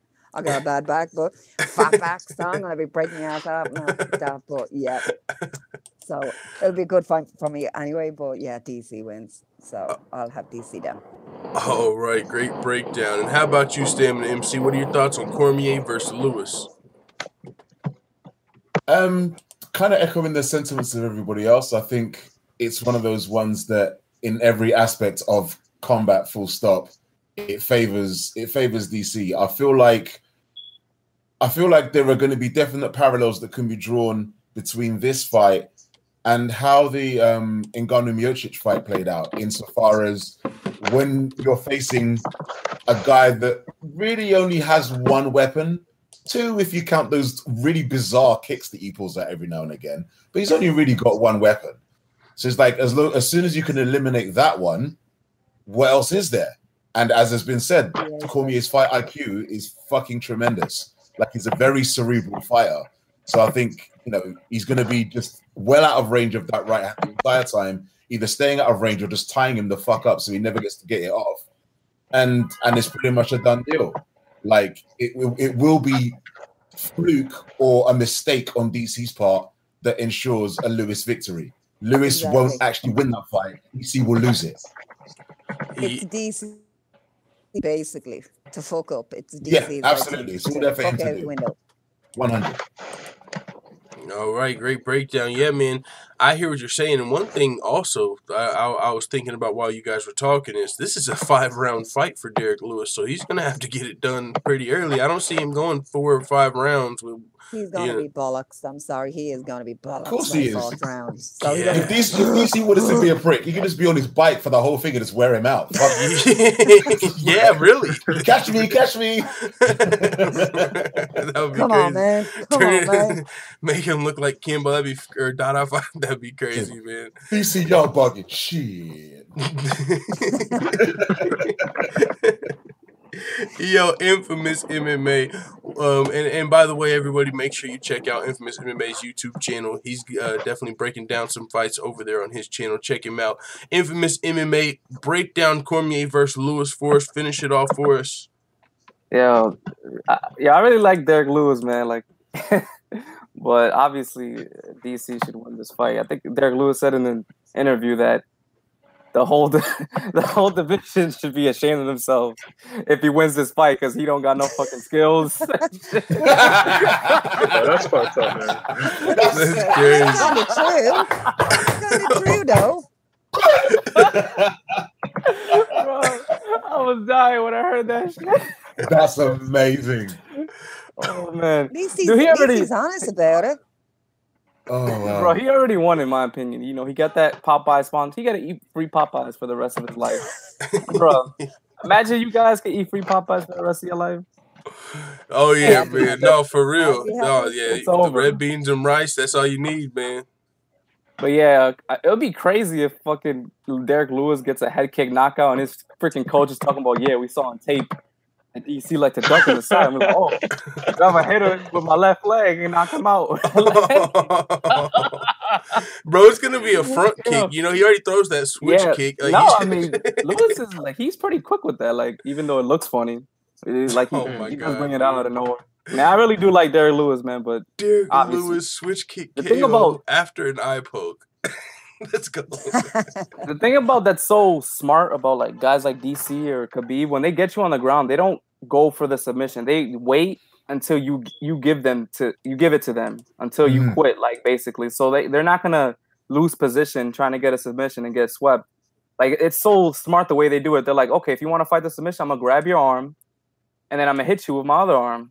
And they're just gonna keep doing that until you stop fighting and then they finally go for it. So it's such a good mentality to have because it's a very low risk but high reward situation when you know how to control people in that manner. So yeah, I see Cormier finishing in 3rd or 4th round. Probably rear naked choke. All right. Well, great breakdown.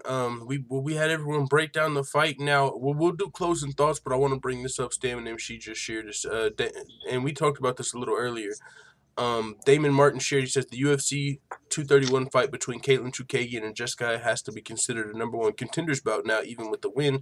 Tough to see the UFC giving Eubanks a title shot after this. Oh yeah, for sure. So, Bro, you guys would be real nice to Eubanks. So from what I was hearing, I was like, okay. Real nice. Yeah, real nice. I was playing devil's advocate. I don't think so.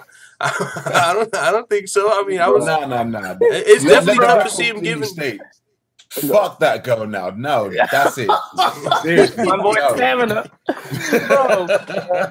Bro, she said Joe Rogan had to fear her. I forgot about the goes Joe into Rogan shit, octagon. man. I need Myers, Joe Rogan to take the low road now and talk some shit. I need it. Oh my god, bro! What if Modafferi wins and Joe Rogan's like, What the well, fuck? I was looking forward to talking to your opponent, but you won, so no. Wouldn't that be crazy, man? No. Bro, man, she like tackled Joe Rogan like With that little double my legger God, now. Oh like, my god. on some head, like she just like head- She wouldn't. That's crazy. Oh, bro, she could look crazy. Like you've seen her. AVP says Kenny Florian picked DC. We're all in for a shock. Oh, fuck.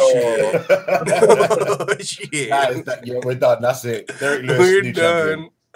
Well, it's gonna be so crazy, bro. It'll be funny if Derrick Lewis is talking shit like Popeyes chose me over you, DC. I know you mad about that. That would be fucking funny. But so yeah, man. Just before we give closing thoughts just on anything in general. On the UFC 230 main event, I'm of course giving the edge to Daniel Cormier like all of you, but yeah, one of my things is that I don't think was pointed out. This is a 5-round fight, so Derrick Lewis isn't really going to be able to. A lot of the times he waits until it seems like the last round, right? And it's usually the third round. He's going to really have to make something happen. He can't even consider a decision in this fight. So, yeah, man, that's going to be interesting. And like you said, if Daniel Cormier wants to be smart and be safe, Stamina MC, which would be smart. I mean, there's no reason to really just come in here and fucking finish Derrick Lewis. Just, there's a lot at stake here with the Brock Lesnar fight and your heavyweight title and so much, even for the UFC. I mean, if DC loses this fight, what, does he keep his light heavyweight belt and then Gus and Jones fight for the interim title? Because DC has said if he lost this fight, he's probably keeping his light heavyweight belt. So, there's a lot at stake here for Daniel Cormier, and the UFC is gambling putting him in this fight, and I think that's why we're seeing Lewis in here, of course, over Stipe Miocic. But with that being said, boy, Derrick Lewis can really shit on a whole lot of people's plans if he knocks out Daniel Cormier. And how do you guys imagine how Derrick Lewis would be the heavyweight champion of the world? Derrick Lewis would be the heavyweight champion of the fucking world, bro. That would be such a crazy day. And like he said, leading up to this fight, like Infamous pointed out, how he was talking about how everyone should be embarrassed if he wins, wrestling, MMA, the UFC, everyone should be embarrassed if he wins. And he also said, man, it just slipped my mind, but he was, the respect for martial arts. He was saying a lot of shit I don't even train hard. I don't respect all the bowing and, all the respect. Yeah, I don't care about none of that. It's just so entertaining listening to him because you kind of believe it, but I really don't. I do think he's a lot more respectful than that, but man, it's just, yeah, man, Derrick Lewis, I'm kind of rooting for him to win. If he wins, I would never. That's how it is with me and Derrick Lewis. Anytime he wins, even if I picked against him, I'm never upset. But yeah, crazy main event. But I think by the end of the night, it's not just going to be the main event. It's going to be all the fights that we're talking about. Brunson versus Adesanya. I think Roberson versus Marshman. I think that's going to be a sleeper. If you're looking for, I think that's got potential to be a fight of the night right here. Roberson versus Marshman. That's a sleeper. And then all the way down to the prelim. So we'll go to our closing thoughts and then get out of here. This time we'll go and vice versa. And I want to thank you guys all for hopping on the panel today. It's been dope talking with you guys about UFC 230. 230, I was about to say 233 or something for some reason. There was some news that's in Anaheim. Oh, yeah, and UFC London's coming up. Probably going to be Till versus Askren, honestly. So, closing thoughts. We'll start with you, Infamous MMA. Closing thoughts on anything MMA related. Quick question. What do you guys think this does on pay-per-view? This fight? Terrible. Not great. Terrible. Yeah. Terrible?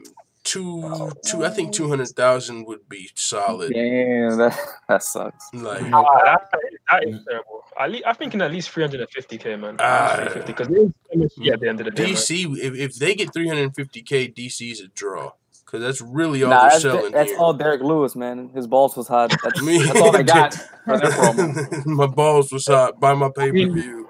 I mean, there's going to be a little bit of residual from the You just have a picture of his balls as the fucking poster. Yeah, my question, don't you guys think there's going to be at least a little bit of residual from the UFC 229 event? Surely there's going to be a little bit of drop-off from there coming to this event as well. Yeah, I mean... I'd say we'll have a little only bit of an insofar effect. as Lewis. Yeah, Lewis is probably... Yeah, but then also DC, not that he fought on that card, but I mean, not even that he was even affiliated with Khabib, but the fact that he's a double champion, is the heavyweight title on the line. Surely it's got to carry some weight. And he did what? He did to see how Miocic in July, so we should surely do something around that again. Obviously now, so surely he should do. I think they did 330. I think so. Anything around that. I don't see it being a popular pay-per-view. That's being honest. I can't see it doing. I can see it struggling very, very badly. Yeah, the whole main event debacle. I wonder how that's going to affect. The whole main event shuffle, and there was people that thought it was going to be Eubanks versus Shevchenko. They probably already made their mind up and not buying the pay-per-view. I mean, I would be curious though to go back and see the residual effects after a McGregor pay-per-view. how one of his pay-per-views did, and then the next pay-per-view. Like, did it linger off, even if it wasn't so stacked? I mean, the fact that it's in Madison Square Garden doesn't really help the pay-per-view, even though that's a big point of the card. But I mean, unless a lot of people are just tuning in to see Derrick Lewis fight, those Khabib fans, you know, and the Conor and Khabib fans that you found Derrick Lewis, maybe they buy the pay-per-view and that helps out a lot. Cormier, though, yeah. Other than that, I mean, Weidman, little selling value, probably Adesanya. Yeah, I don't think they have enough to sell Yeah. for the price. They don't have. The only other than people, DC, I think that are going to it's sell just any not pay-per-views enough. are probably Adesanya, Weidman, Lewis, Cormier, maybe Jacare. But that's it. So, not a lot of selling power here. We'll see, though. I mean, honestly, for what I honestly don't really give a damn. You know what I'm saying? Like how much the pay-per-views do for this card. I think it's going to be a good card. I'll be watching, but it will be interesting to see. But either way, Cormier versus Lewis. No, and only one title fight as well. There's only one title fight. We lost Poirier versus Diaz. I mean, a lot of Anybody shit here gonna on buy this the card. pay-per-view? No, I'll be screaming. I'll be screaming. I'll definitely watch So it. no. I'm in the wrong part of the world. We can't buy pay-per-views here. It's not an option. Oh, okay. If I had the money, you know what I'm saying? I mean, it's definitely a card that's worth. If you compare it with like the UFC 224s and some other card, it's more stacked than some of those. But yeah, no. No, but so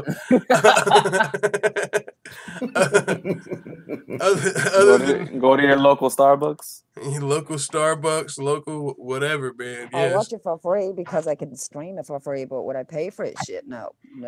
So yeah, I'll watch it for free, but that's about it. I'll only watch the main events. I won't watch the prelims up to it because it's gonna be shit. So Damn, Cameron. Damn.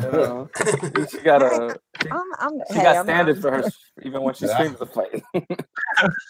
Yeah. Damn, Murphy. Never mind, Cam. Jeez. yeah, I'm only being truthful. I'm only being straight up. No, it's all good. It's all good. Blunt Murphy. Cam Blunt Murphy. All right. Well, other than that question, Infamous MMA, closing thoughts on anything else? Man, you want to talk about Khabib being in such a power position? Like, this is probably one of the most people, like, you're just waiting what the fuck he's going to do next. Like, because he just has all the power right now. Last too long. I don't think that's going to last too long. All the power right now. The more Ali talks, the worse that's going to get. Oh my God, I hate fucking Ali, man. I hate him, but I do like him at the same time because, like, he says crazy shit and I'll be laughing. He says crazy shit, but right now he's on some bullshit. The disrespect he's showing Tony Ferguson is ridiculous. He's not the one, man. I'm not okay with it. I'm not here for that. Like, nah. Ali doing wrong right now. He's doing wrong. Yeah. I don't understand how Kebab can take like shit from Conor, but like he'll let his manager do like literally run his fucking mouth full of shit. So it's like, okay, you can insult our country, but like as soon as we get into insulting your shit, it's like, oh, we're fucking Islamophobe, all this bullshit. So it's like, whoa, shut your fucking mouth, man. I'd slap you in the face. So I hate his ass. I really do hate his ass. I think he's a little sleevey and motherfucker. So sorry. Bro, they asked about Tony Ferguson. Sorry. Cam Blunt Murphy. Damn, Murphy. She should have her own channel and just call it Cam Blunt Murphy. It should be like a 2-minute clip of her just like going really going like Ali for the first video. I'm sorry. Ali Abdelaziz is a bitch. Fuck him. Oh, don't even get me started. Don't even get me started on these weak laughs. Don't even get me started. With a real hard K on the word fuck. Like, yeah. All right, man. Well, thanks for coming on the panel, Infamous MMA. And as I said, everybody, make sure you check out his YouTube channel. Man, I really have to start this YouTube channel up again since you be shouting me all the time. Be lazy. Yeah, you do, because I just subscribed. So pull your finger out. All right. I'll get on it. All right, and with that, also Stamina MC, thanks for coming on the panel for sure. Dope having you on. You got any closing thoughts for us today? Not really. I mean, to Ford's point from earlier, I was being dismissive and whatnot, but let's be clear. I'm going to be sat down in front of my screen at 11 o'clock, and I'm going to watch this whole fucking card. Of course I am. I always do. I chat shit, but I'm gonna watch all of it. I don't think it's gonna be a fan favorite, except for people like us. I don't think it's gonna be a business favorite for the UFC. I'm reckoning that it's only gonna do marginally better than 224, because I can't remember whether it was Damon Martin or Brett Okamoto, one of those cats, that were actually showing like the seating plans for 230 and which seats have been bought and which have been available and whatnot, and it doesn't look good.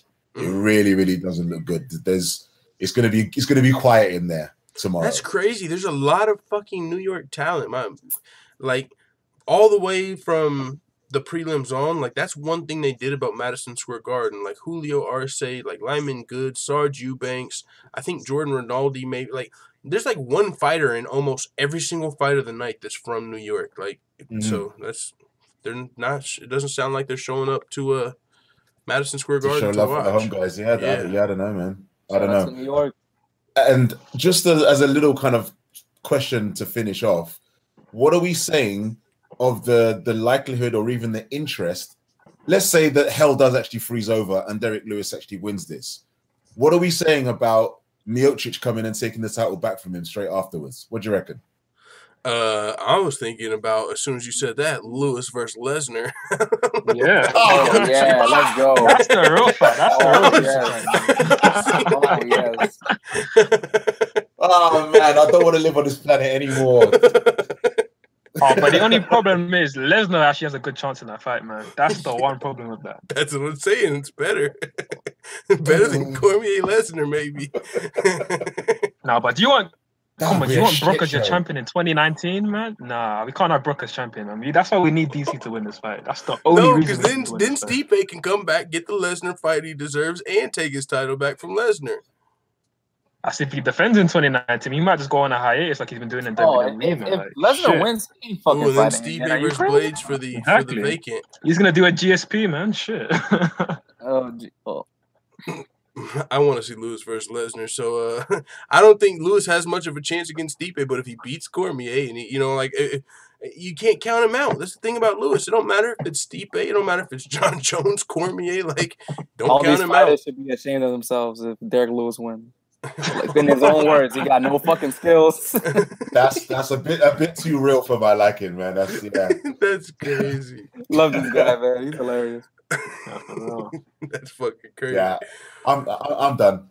All right. Well, Kim Murphy, Irish Queen, what's going down? Your closing thoughts on UFC 230? Okay. Cam Blunt Murphy, everybody. Yeah, okay. Okay, I think what's going to happen is Brunson is going to pressure him for a little bit, but I'm going to give the win to Adesanya. And then, of course, DC versus Fatback. I think that's going to be, I don't think that's going to be easy. Let's just say, I think, yeah. Oh, my God. Well, they're both fatbacks. They're both fat. I'm surprised both of them are fucking doing so fucking well in the Some MMA, girls let's like be that, honest. guys. Like they No. that. This girl don't. This girl, he would squash me. He'd fucking flatten me. Fucking hell. Are you for real? He'd fucking even DC would flatten me. So no, I'm not in no fucking That's way, where he got man. the bad bag. Bro, when DC starts wrestling Lewis, Exactly, it's gonna fucking be... hell. Man, the two of them on together, it's not going to look You good. ever if seen he's where like wrestling. what was it? The Big sumos Show, rolling Brock on the Lesnar, they ground. broke the ring when like they both slammed into each other. And you seen that in the WWE where they both way slammed back into the in the ring and they day. broke it? So that might happen Yeah, in you this see? fight. If DC gets that little single like high cross and he DC fucking slams Lewis, they break. Oh my God, you see the whole shit just in... No, they'll dint the cage. They'll dint the fucking cage. There'll be a big dint in the cage where they went in. Like, Good thing they're the main event. fuck's sake. Yeah, you can buy this cage, just part of the cage where Derrick Lewis was rammed in by DC. So it's just like two marshmallows. I'm kind of like, I'll go for the lesser marshmallow, which is DC, because I know he'll win, as I should win. But hey, it's Derrick Lewis. He's. If he did win, I think it'd be, what the fuck is going to happen next? So I'm like, I would like him to win, but I just think he'd fuck up the whole rankings and be like, what the fuck is next? So, but DC is going to win, I know. So, but leave her at that. And then that's it. That's mine. So, All right. Well, thanks for DC, hopping on the Adesanya, panel. that's it. Thanks Well, for thank joining you. us Thank you and for giving having your me on. thoughts. Mrs. Cam Blunt Murphy, forward. It is now your time. Give us your thoughts about So first of Adesanya. I all, know where you're going. Go ahead. I mean, I wasn't gonna go with that because I mean it's pretty We all straightforward. knew you were We going all to go know. there forward. I mean, okay, since you brought it up, I might as well just reiterate once again that Israel's gonna knock out Derrick Dude, I Bumson. love how confident Because she said Corey is Derrick about his Bumson. man. Whoa. Can't just slide that in there. Hey, but let me stop talking because obviously I did this much talking for that Till fan. We all saw how that happened, so let me not jinx it. But Nah, for one I thing, like how confident you be with your picks. It's hilarious. hey, you gotta be, man. You gotta be. But okay, one Yeah, thing I I'll do be, want to talk about is you brought up with the whole Khabib thing, right? One thing I don't understand is we see how Tony is in obviously on fight week, how he's always talking and always throwing up the maddest shit, right? So why is it when he's not in fight camp or he's not got a fight scheduled? Why is he never the one to really talk up on Twitter or call out these guys? Because right now we would all be talking about the Tony Khabib fight even more than all this Mayweather or GSP shit. If Tony was actually calling them out, like why doesn't Tony do a video just calling them out saying that, yo, why are you ducking me? We're both got 11 fight win streaks. Let's get it on. Yeah, maybe he could be a little more vocal. Now he has done stuff on social media where he'll like post pictures but it's always like cryptic shit when he so it's not really good enough. Like he'll post cryptic shit like you can't hide forever, hashtag Tiramisu Tuesdays, hashtag but they have nothing clear cut like a video like, listen, motherfucker, I'm on a 12-fight winning streak. You guys took my title. You fought McGregor. You said you were going to humble him and fight the #1 contender. Well, now I'm here. You're talking about fucking Mayweather and Lesnar. What the fuck is up? It's El Kakui. Are you scared or nah? Like something clear and direct like that, yeah, he should probably be more vocal instead of just, speaking up during fight time and kind of selling his fight. To do that though, Tony's too weird to just fucking say something normal. FT, there's a job waiting for you as a ghostwriter, man. Man, that's why I want to see Tony. That's why I want to see Tony fight Khabib, man. Tony is way too stupid to get tired. He won't know if he's fucking tired and shit. He'll just keep fighting. I was listening to an MMA podcast. It's a betting one, and it's called Half the Battle, I think, like MMA Fight Picks or something. Like I just listen to it sometimes on Fridays at work and shit. But what were you just saying, man? Fuck, that's what I was thinking of. What'd you just say? Infamous MMA. That Tony's too stupid to get tired? Oh yeah, that's what it was. They called him a Mexican lunatic on the They're like, he's like a typical like Mexican lunatic. He's just like not gonna get tired. He's too tough for his own good. I was like, that's what that reminded me of. Yeah. But yeah, also in a good way, by the way. Yeah. Yeah, of course. Yeah, my one last thing, because I even got to get out here myself. So, all right, so picture it. DC wins, and he gets a finish, as we all kind of expect and all predicted. And this is a question for each and every one of you guys. What do you do straight afterwards? Would you guys, if you're DC, call out Brock Lesnar to come into the cage? Do you call out Jones if he beats Gustafsson? What do you guys do? I don't do none of them. Oh, if I'm DC, I'm calling out Popeyes Chicken, because he should have got that fucking... There's a good one. He said, how dare you give Derrick Lewis that fucking deal? Yeah, you sounded exactly like Daniel Cormier. How dare you? That's funny. But yeah, man. As far as a fight though, I mean, aside from whoever runs Popeye's Chicken at that location, aside from fighting him, see, and that's a good question, because what do? Do you call because I feel like the Lesnar fight's probably next. Like, what do you call out Jon Jones for? He's fighting Gustafsson. You know what I'm saying? If you call out Jon Jones, it's not really to much avail, except for if you beat Lesnar and then you fight him in the future. But I don't know. Yeah, it's a good question. Do you resell the Brock Lesnar fight again? I seen Chael Sonnen talking about how it feels like that first, moment with Brock Lesnar has went stale, and they might need to make a new moment to remind everybody about Lewis. Who said that? Chael Sonnen on one of his recent videos on his YouTube channel. He always be talking shit, man. Yeah. I love Chael, but he always be talking about the maddest, man. Yeah, a lot of it is, but yeah, I don't think it's all the way. Anytime you rile that up, I mean, if you go to if you go to Daniel Cormier versus Brock Lesnar, that whole altercation on the UFC's YouTube channel, that motherfucker is upwards closer to 10 million views. I think it's at like 7 million, 8 million views. Like it's fucking crazy. So that's still there. So, but I don't know. Well, what do you think? I'll turn it around on you for it. What do you think it would look like if he called out Lesnar twice? Like Lesnar, Bitch, you no. pushed me, motherfucker. Now I'm coming. No, I mean, I not feel like actually he mad about will that. because I saw his. Oh wait, I'll let you go, Cam. I'm not actually mad about fighting Lesnar. I don't actually think that's fair to the division. Now, I know people can say, oh, you're a McGregor, no hugger, and all this shit, and he done it. That's a different kind of piss. But, like, I'm just saying, like, really? Like, people are buying this shit show, like Lesnar against DC? And I'm like, I don't get it. You're willing to spend your $60 that you're always bitching and moaning about to watch that. Yeah, I don't want to see I the don't fight. understand that. I don't want to see that shit. I'm not gonna, even though I probably will watch it for free because it's for free. I'm streaming it. Same, Would I, same. It's like Mayweather versus McGregor. Would I Like, I fucking don't really pay want to for see it? that, but I'll probably watch it.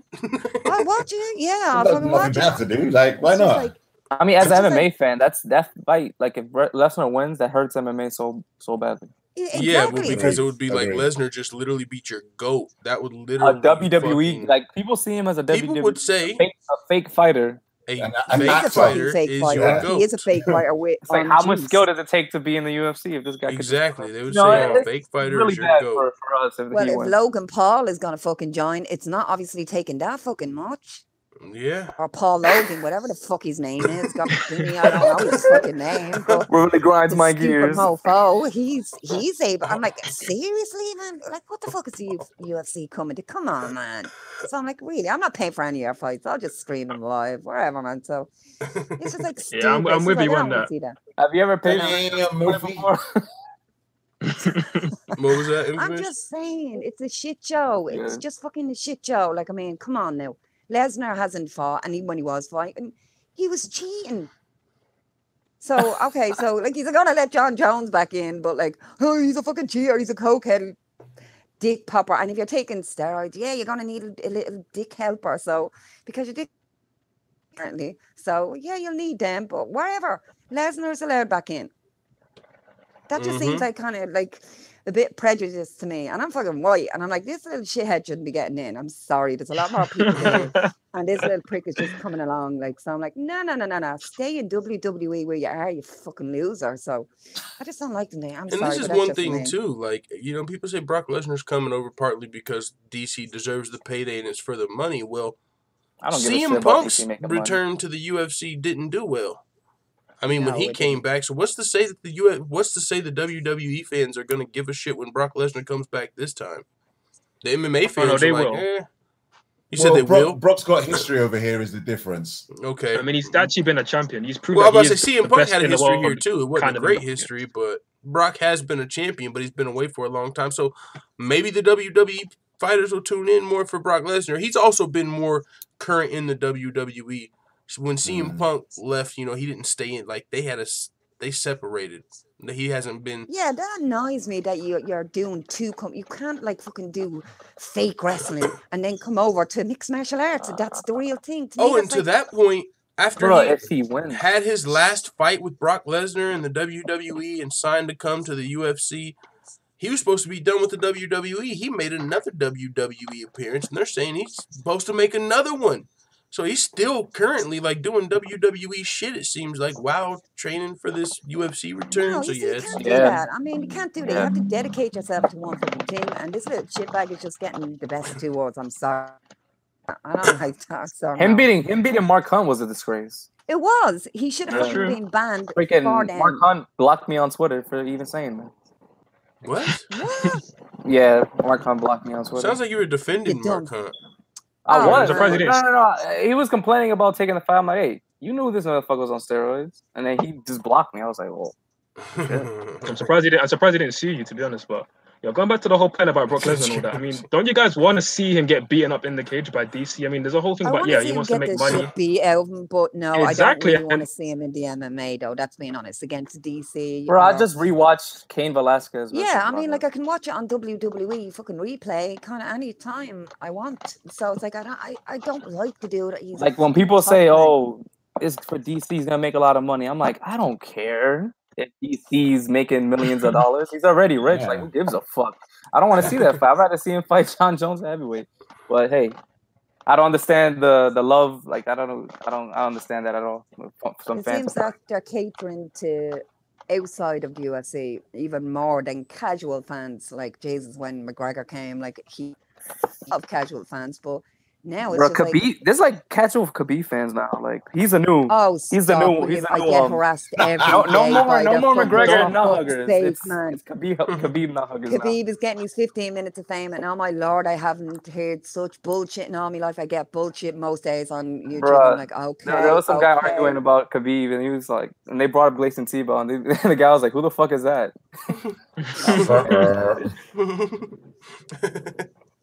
All If right, he don't well, move, he's fucked. That's I think Khabib can hold out for all. If he don't move quickly, your 15 minutes of fame is over and your power is gone, and they'll just. I don't and that'll be know. it, so. It's gonna be hard once to beat. Well, they but need to he's talking replace about it. That retiring energy. early. We got to see. They got that hearing coming up, I believe, December 12th, 14th. Yeah, I mean, something well, like if he doesn't go, I mean, why does he think that you done nothing wrong? Now, I know people say Yeah. McGregor jumped out of the cage and ran at Aldo. He didn't fucking fly kick at Aldo, which Aldo had his kids with him. So if he did, I would be like, hey, dickhead needs to be banned straight away. Even though I am Irish, I'd say you were a dickhead move. Mm-hmm. You leave it in the cage. You don't, that's what the whole thing is about. You leave everything in the cage. You don't come, you little Irish chicken fucker. I neck cranked your face off there and just walked out. He would have been more respected, in my opinion. He should have He TKO'd lost McGregor. it. Why the I fuck did he agree. go for the neck crank? That's what I mean. Look, even that I wouldn't have agreed with, but it was in the cage. And after the fight, I would have said, okay, He he should have deserved pounded it. He out went McGregor. He said he overboard. was gonna change his face. I'm like, Exactly. and then he, But he and then he went for let. fucking I'm them. like, and then you let McGregor do his favorite fucking move, which is the tap out. Like, come on, man. No, You but should have see- pounded So his that's ass what out. I'm That's what you saying. said you wanted to do. But that's why it went that way, because Khabib wanted to do to Conor the same thing that he was doing to Barboza. He wanted to fuck him up. So He didn't- Conor he tapping didn't- that quick, and he didn't get to do it. That's why he was Yeah. so pissed off, Yeah, no, because I he know. wanted to actually hammer him, but he didn't. What do you mean? I don't it's know if over? it was instinct. I don't know if it was instinct. He just went for the choke because Conor gave him his back. Yeah. I don't know. Oh, I just fucking rolled out. I was like, what the fuck, man? What are you doing? He just rolled over, like, take me neck, just take me neck, please, now. Take me now. Because he was like, Conor, No, like, he tried to motherfucker, take no, you I'm down. not going to take a fucking neck. I'm like, just take the He said, fucking please, oh, please it's choke me over. out. He said, It's please, over. please choke me out. That's Hey, And you he's like, guys, no, not fucking I just yet, bitch. You're realized going to this. The suffer. UFC 232 press conference is today. I didn't even realize Oh, that. it At is? 5, yeah. Oh, Yeah, shit. 5 p.m. Eastern. Jon Jones, Nunes, Cyborg, and Gustafsson are going to be live at the press conference. I'll be at work, but yeah, that's Oh, going to Yeah, be that live sounds today. good. Yeah, and Gustafsson, then also the That's gonna be official Gustafsson's gonna talk weigh-ins. some shit. Oh yeah, it's going to be fun. It's going to be fun. Gustafsson's a fool, man. He knows he can't fight in the 4th and 5th round, but that's another conversation for another day. Well, with that being said, man, I love having you guys on. Thanks for coming on the panel, breaking down UFC 230 with me. I gotta head out, so I'm not late to work. Thank you guys very much, Right. panel. Yo, Infamous, one more thing. Cam. Yes, sir. Yo, Ford, you there? Yeah, man, what's good, bro? Yeah, you ready for Fury to get knocked out? Ah, That's Oh, all I gotta say. no, Hey, he's you not don't- infamous. Ah, Oh, He's cut the not bit. infamous. Cut the bit. Yeah, but you might need to make No, another hang up. Fury's going to deck him. Fury's going to deck his ass. Yo, no, Deontay's you know going to he be is. sparked out, FD, hang man. up. FD, hang up. Kill the call, man. Kill the Nah, call. nah, Kill the nah. call. I'm not having it. All right, you guys. Kill the He said, "Kill the call. Kill the call." My motherfucking dogs. Yo, salute to the panel. Oh, now you want to work over here, huh? Where's it at? Salute to the full-time panel. Thank you guys for coming on. Of course, check out Infamous MMA on YouTube, you guys. And everybody else, just part of the full-time family. So tune into the full-time panels, and that was definitely fun. With that being said, guys, that is the end of the show. The UFC 232 press conference going down today at 5 p.m. Eastern.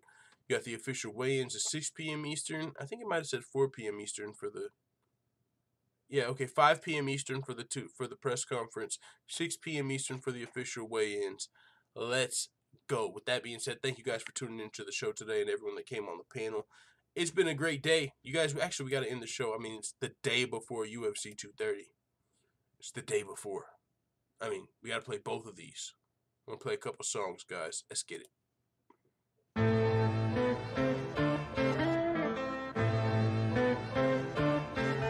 sure you subscribe to UFC Yank, bitch. If you haven't, we need 1,000 subs. Like we need to breathe. Somebody grab him some chicken. This fucking guy is fat. How the fuck he gonna beat me? And Volkov just put this guy on his back. I hope you know no one is scared of you, especially not DC. And you can call me Daniel Cormier or Double Chips. You know you cannot beat me. And yeah, I'm talking to Lewis. If you wanna scrap, we can do this. I know that you're black, I know you're a beast, I know that you're fat and you're stupid. I'm back on my bullshit and lacking my cool. At UFC 230, I'll spaz on this fool. He's not gonna beat me cause he's lacking the tools. This nigga can't breathe when he's splashing the pool. No cardio, hope. And it's probably gonna show when I take him down and I beat him up, cause that's all that I know. They call me Daniel Cormier, I'm coming to defend my title. If he think that he can beat me, then this motherfucker's psycho. Bitch, I'm gone. I'm sick of your bad back and you're still fat, let's talk about it. I'm sick of you being black and wearing MAGA hats, let's talk about it. I'm sick of you getting smashed and then coming back, let's talk about it. Or we can get dirty at UFC 230 and you can get sparked about it. I'm sick of your bad back and you're still fat, let's talk about it. I'm sick of you being black and wearing MAGA hats, let's talk about it. I'm sick of you getting smashed and then coming back, let's talk about it. Or we can get dirty at UFC 230 and you can get sparked about it. Hear it.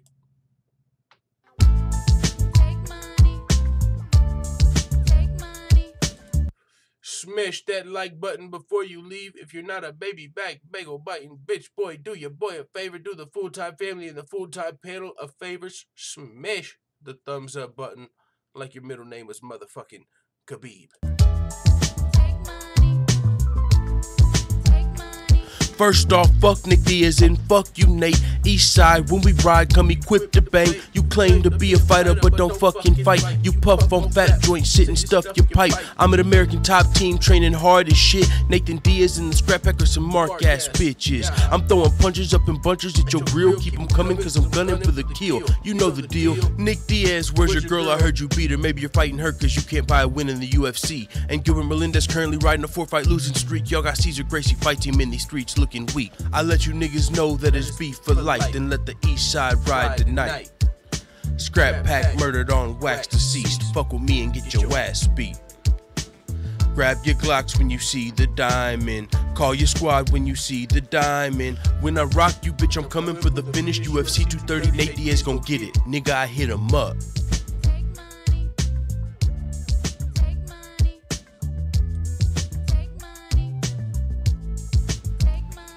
Get out the way, yo, get out the way, yo. Dustin Poirier's nuts just dropped, yo, you got the fucking nerve to talk about my brother and this girl. So at UFC 230, I'ma fuck up your whole world. Is it Poirier or Poirier? Cause I ain't never heard of ya. Chokes and slap attacks when I'm serving ya. It's Nate, it ain't Gage, you know you can't break me. I broke Michael Johnson and he had your face aching. And I broke McGregor, they both almost knocked your head off. The only way that you can fuck with me is if I fell off and if I was baked. But since that ain't the case, at UFC 230, bitch, I'm stocked and slapping your face. I hit him up. Take money. One more song before we go. Tomorrow is UFC 230. There's gonna be a whole lot of ass beatings going on. Best welterweight in the world. Oh God. Y'all in trouble. Look. I'll beat your ass. I'll beat your ass. I'll beat your ass. I'll beat your ass. I'll beat him on gato. Talk slick, move quick like a vato. One hand behind my back with my eyes closed. You can't fuck with me, yeah, I know. Look, I'll beat your ass. I'll beat your ass. I'll beat your ass. I'll beat your ass. I'll beat him on gato. Talk slick, move quick like a vato. One hand behind my back with my eyes closed. You can't fuck with me, yeah, I know. I'll beat him like a black belt. If a nigga fuck with me, then he assed out. I'ma sit his ass down, back against the wall, then I max out. If you want smoke, I'm a gas cloud. No time for you class clowns, cause my bitch got her ass out. And she wiggling, wobbling, and she moving it, and she shaking it for me. And now these niggas getting mad now, probably cause they salty and they jealous cause they really ain't been making no money. Hold up. Let me go on and switch my flow up. That's why everybody know us. Cause we throw them from the shoulders like some motherfucking soldiers. And I thought we fucking told ya. We ain't choose this life, it chose us. We do you like a pipe and smoke ya. Pause. I don't wanna talk, I just wanna break your jaw. I'll